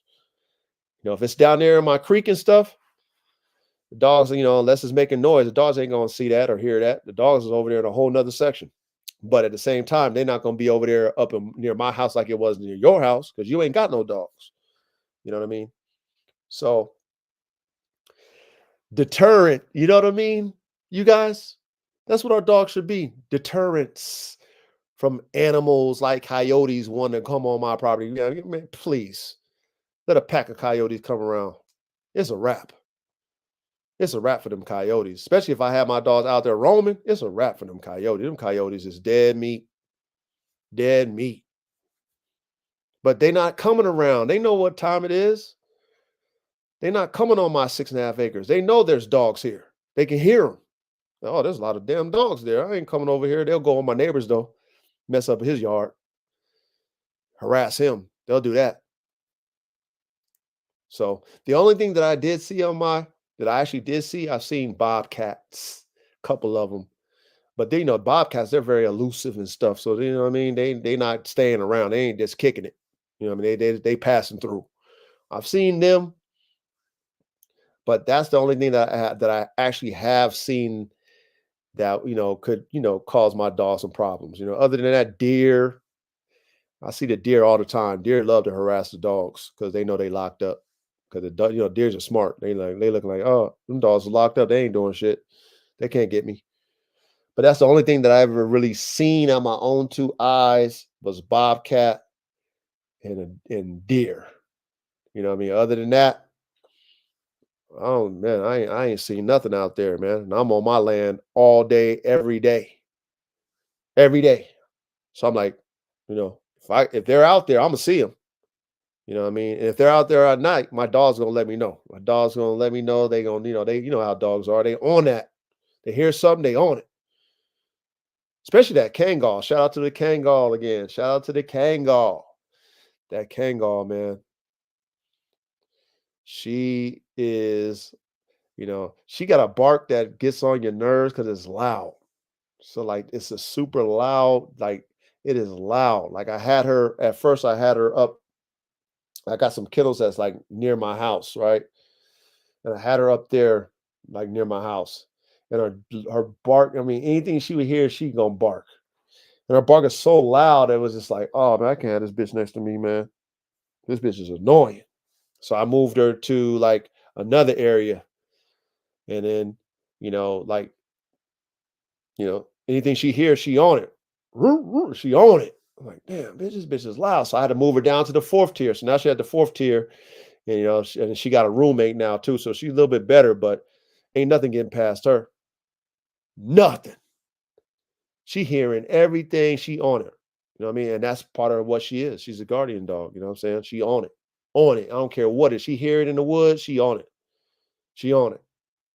So, you know, that's the plus of dealing with these type of dogs, especially when you live in the wilderness like I do. They good guardians. Great guardians. That's all I need my dogs to do. Warn me, warn them, whatever it is, preserve your life. If you have to, preserve your life. Other than that, if it's, they coming on an attack, then, do what you got to do. If they're attacking us, do what you got to do. That's free, that's common sense. They coming at you, defend, bite, ravage, do what you got to do as a dog. But if they're retreating, let them retreat. Let them retreat. I mean, you did your job. Good boy, good girl. Okay. If a stranger is walking next to my property and shouldn't be, and my dogs see him and they give him that bark, bark, bark, bark, bark, bark, bark, bark, bark, bark, whatever they doing, right? That stranger leaves. Good boy. You ain't got to go chase him. Don't chase him. What you chasing him for? He left. She left. Good boy, good girl. That's all I need from my band dogs. That's all you should want from your band dogs is to defend, bite if it has to. Last resort, bite. Because once that dog bites, it's probably going to be dead. It's probably going to, it's probably going to kill something if that dog bites. Right? You're probably not going to be able to break it off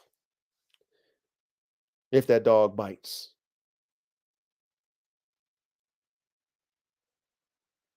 And guess what?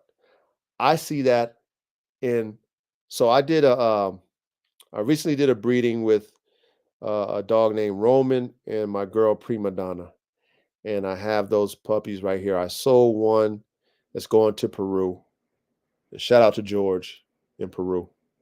Honored to be able to have a dog in Peru, man. And he actually got the best female. So salute to him for picking that dog out because that bitch is bad that he got. Um, but what I'm noticing with them damn puppies is they have a tendency to want to attack each other. They have a pack dynamic, but when they fight, they put damage down on each other. These is puppies now. They inflict damage to each other. I'm always with the first aid kit anytime they do their little puppy scuffles. Okay. And I'm noticing this out of these dogs, right? Now, this is little puppies, 3 months old, 3.5 months old, inflicting major damage to each other, dragging each other around, like damage. I'm like, damn it, man, these dogs crazy, man. These are puppies. Imagine, right? Because I always take myself from now until when they become mature, what they can do to each other when they can do damage for real at a mature stage, like a mature age. Like they're doing damage as puppies. When they're mature enough, imagine what they can do to a prey or to another dog. When I'm seeing them doing damage, where I got to come out there with the, the antiseptic and cleaning, and I'm doctoring them up because these puppies are, inflicting damage to each other. Okay. These are the dogs that we're creating. That's what I'm telling y'all. When you're mixing certain breeds together, like how we do with Bandogs, you're creating dogs that can inflict major damage and can actually kill something, like kill. And not just something small or its size, something bigger than itself, it can kill because of the bite power or because of its durability or pain tolerance. It can take a lot of pain, and it's got that tenacity to want to just get after it. Like, this is what we're cooking up. This is what I'm able to see in the field with my dogs, y'all. That's why I'm able to have these these type of conversations with y'all as dogmen, because I'm seeing it firsthand with my own dogs. And I'm like, oh man, I would never want to see that in a situation where my dog's on a human being. Like, I would never want to see that, even though I'm preparing myself because I've created these type of dogs, right? I want them to have man drive, but I would never want to see a man mauled or crushed by my dog biting it or biting him or her. No, I don't. No, I don't want to see that. I don't want to see it. You know what I'm saying? I don't get kicks off of that. It doesn't tickle me to be like, yeah, oh yeah, fuck them up, kill them. Nah. Okay.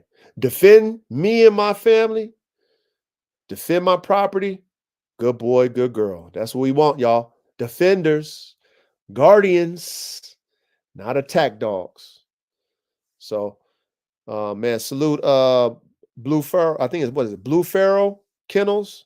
Salute to you, man. Blessings. Welcome.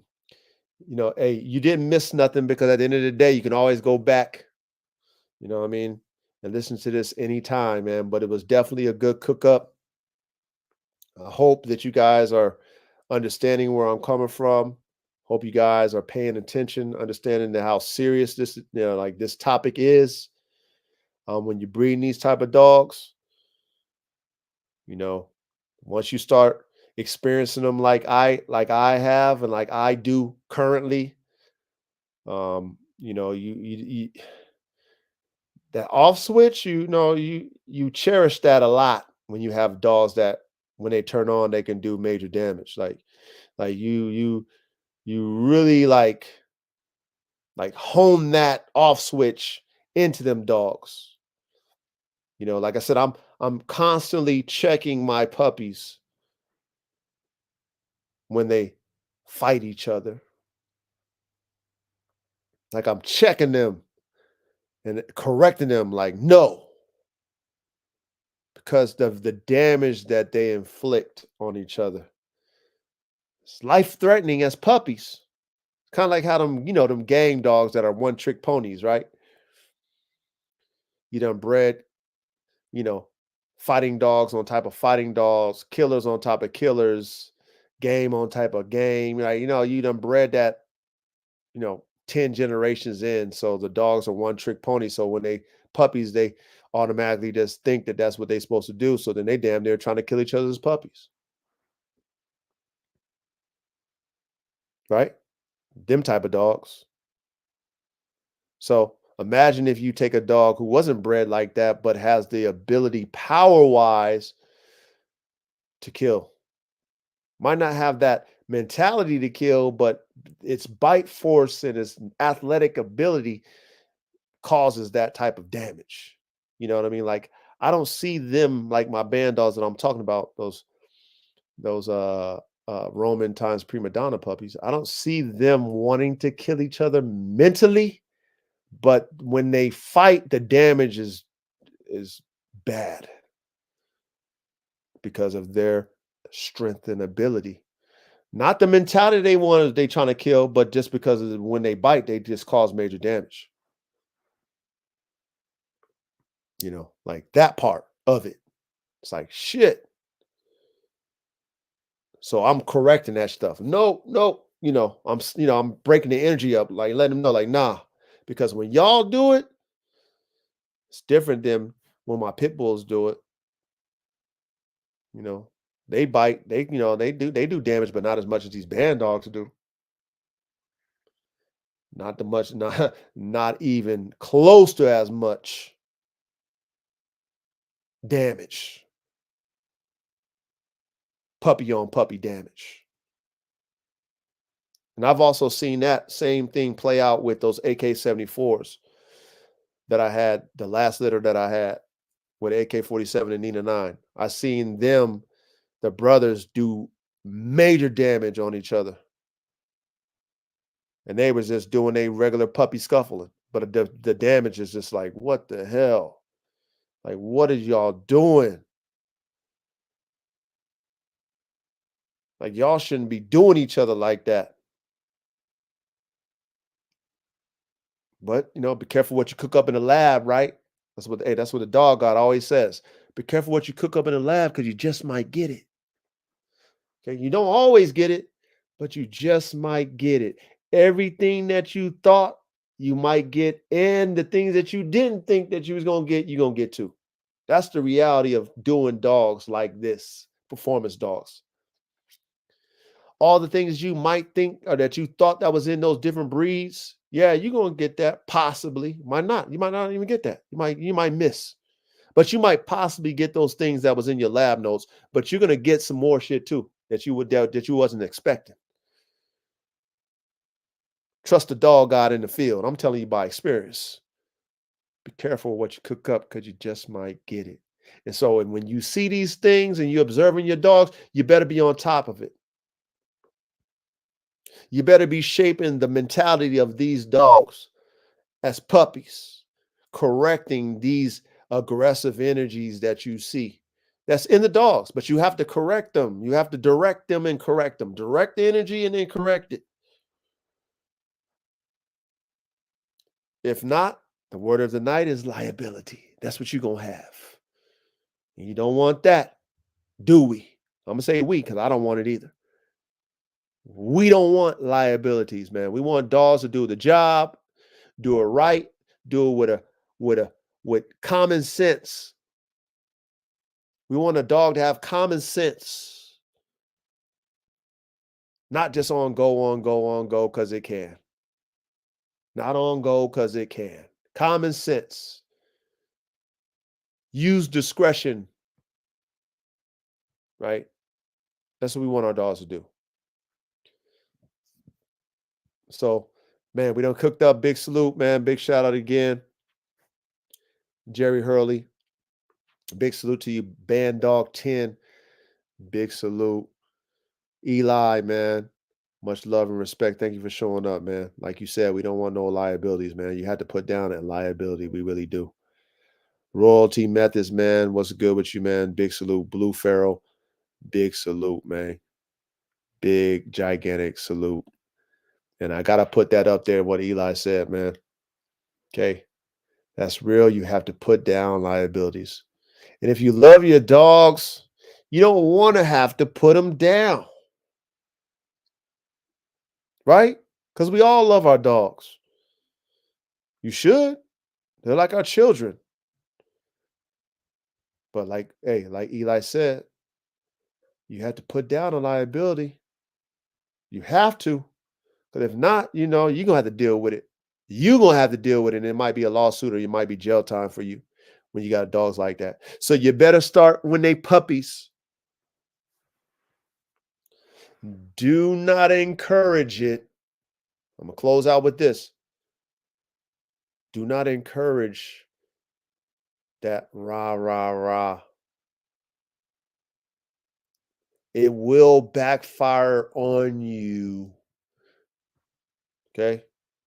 When the dog gets older and it becomes okay with the fact that you're okay with the rah, rah, rah energy, right? The shake them up, bang, bang type of energy that these dogs can't have, right? Right? Gets upset, wants to, get after the other dog because it's upset and, they get into a scuffle. Don't encourage that. Don't. Don't. I promise you, you will regret that when them dogs get older. Promise you. Promise you, you will regret it. But to each their own, y'all. Okay, I'm gonna leave it at that. To each their own. But I'm just saying what I gotta say because this is my platform. So again, big salute to you guys. I appreciate you guys coming out. Thankful for the faithful few. Like I said, this is always here. As far as this content, you guys can always go back. We're at episode 21. You go back from 1 and all the way through. You know what I'm saying? All the way through. And like I said, I'm gonna stay consistent, you guys, and just give you this in the field play, man, that I can give you. Because this is real. This is all I can give y'all is a real dog man type, content. I'm not gonna, entertain you with anything. I'm not an entertainer. I'm a dog man. And I deal with performance dogs, plural. I deal with dogs that can inflict a lot of damage on man and prey. I cook up my own dogs. I make my own dogs. I really live this dog man life 24/7, damn near, man. No days off. No days off. I experience it all, the good, the bad, and the ugly with being a dog man. And it's not easy. I'm letting y'all know that right now. It's not easy being me, the dog guy. It's not. Okay. However, be careful what you ask God for because you just might get it right. This is what I wanted to do since I was 8 years old. Now I'm doing it. Okay. Never necessarily thought that I would be dealing with high performance working dogs like I'm dealing with now. But that's what I'm dealing with. And I'm grateful to be able to do what I wanted to do since I was 8 years old and also do it at a high level. I'm grateful that I'm able to do this and also give back to y'all the information, that you guys can go ahead and apply to your programs. You know what I'm saying? And, you'll think back on these conversations that we having, right? This podcast, you'll think back and like, man, I mean, I'm grateful that coach mentioned that because now I'm seeing it. I'm seeing exactly what coach was talking about. Yep. Yep. The dog god was right. Right. Because that's what y'all going to say when you're in the field, right?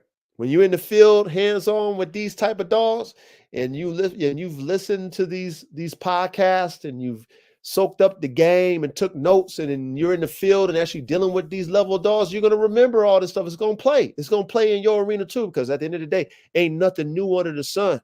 What I'm telling you, other dog men of my caliber have experienced.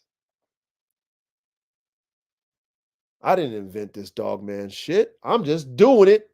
Just like all the other dog men before me are doing, all the dog men currently that are dealing with performance level dogs, not just regular pet level dogs, Performance level dogs, dogs with abilities, athletic abilities, high drive. Okay. It's a different level of dogmanship when you're dealing with these type of dogs that we talking about, these band dogs. You got to be a certain type of dog man to handle this. And so if you're listening and paying attention in class, some good information to apply. Okay. And you can thank me later at the end of the day, man. But at the end of the day, with this, just pay attention, man. Use the knowledge, apply it. You know, we got this live here. Y'all ever have any questions? You already know. Hit me on the live, hit me on the IG, whatever. You know what I mean? I'll do my best to answer it. You know, if you really want some extensive coaching, though, go to my IG, hit that subscription button, subscribe, man. Subscribe, get that, man. I got lots of content for all my subscribers that subscribe. They got plenty of content all game. All game. Lots of it. And every week I'm putting more information on there for them. So if you want some exclusive content, exclusive game, man, hit my IG up, man. Live your life, dogs, man. What's good with your fam? Big salute to you, man. Hey, we about to wrap it up. Live your life, dogs. But you already know, man. Just hit that rewind button when we all done. We had a good cook up tonight, just like every Thursday night. But you know, like I was saying, you know, if y'all want some other content, some exclusive content, go hit my subscription button on my Instagram, the Dog God, aka the Coach. Go and hit that subscription. Got some good information on there as well. But anyway, you know, every Thursday, man, I'm gonna make sure I make time for you guys, and you know, give y'all some good game, man, some good in the field game, and like I said, I hope you guys can learn from this, man. Real talk. Hopefully, all this, these band dog talks, you know, they're not for no reason, man. Hopefully, you guys are really learning from it and y'all getting something from it, man. But big salute to you guys. Until next Thursday night, man. I appreciate you guys. I respect you guys. You know, your boy is out. Big salute.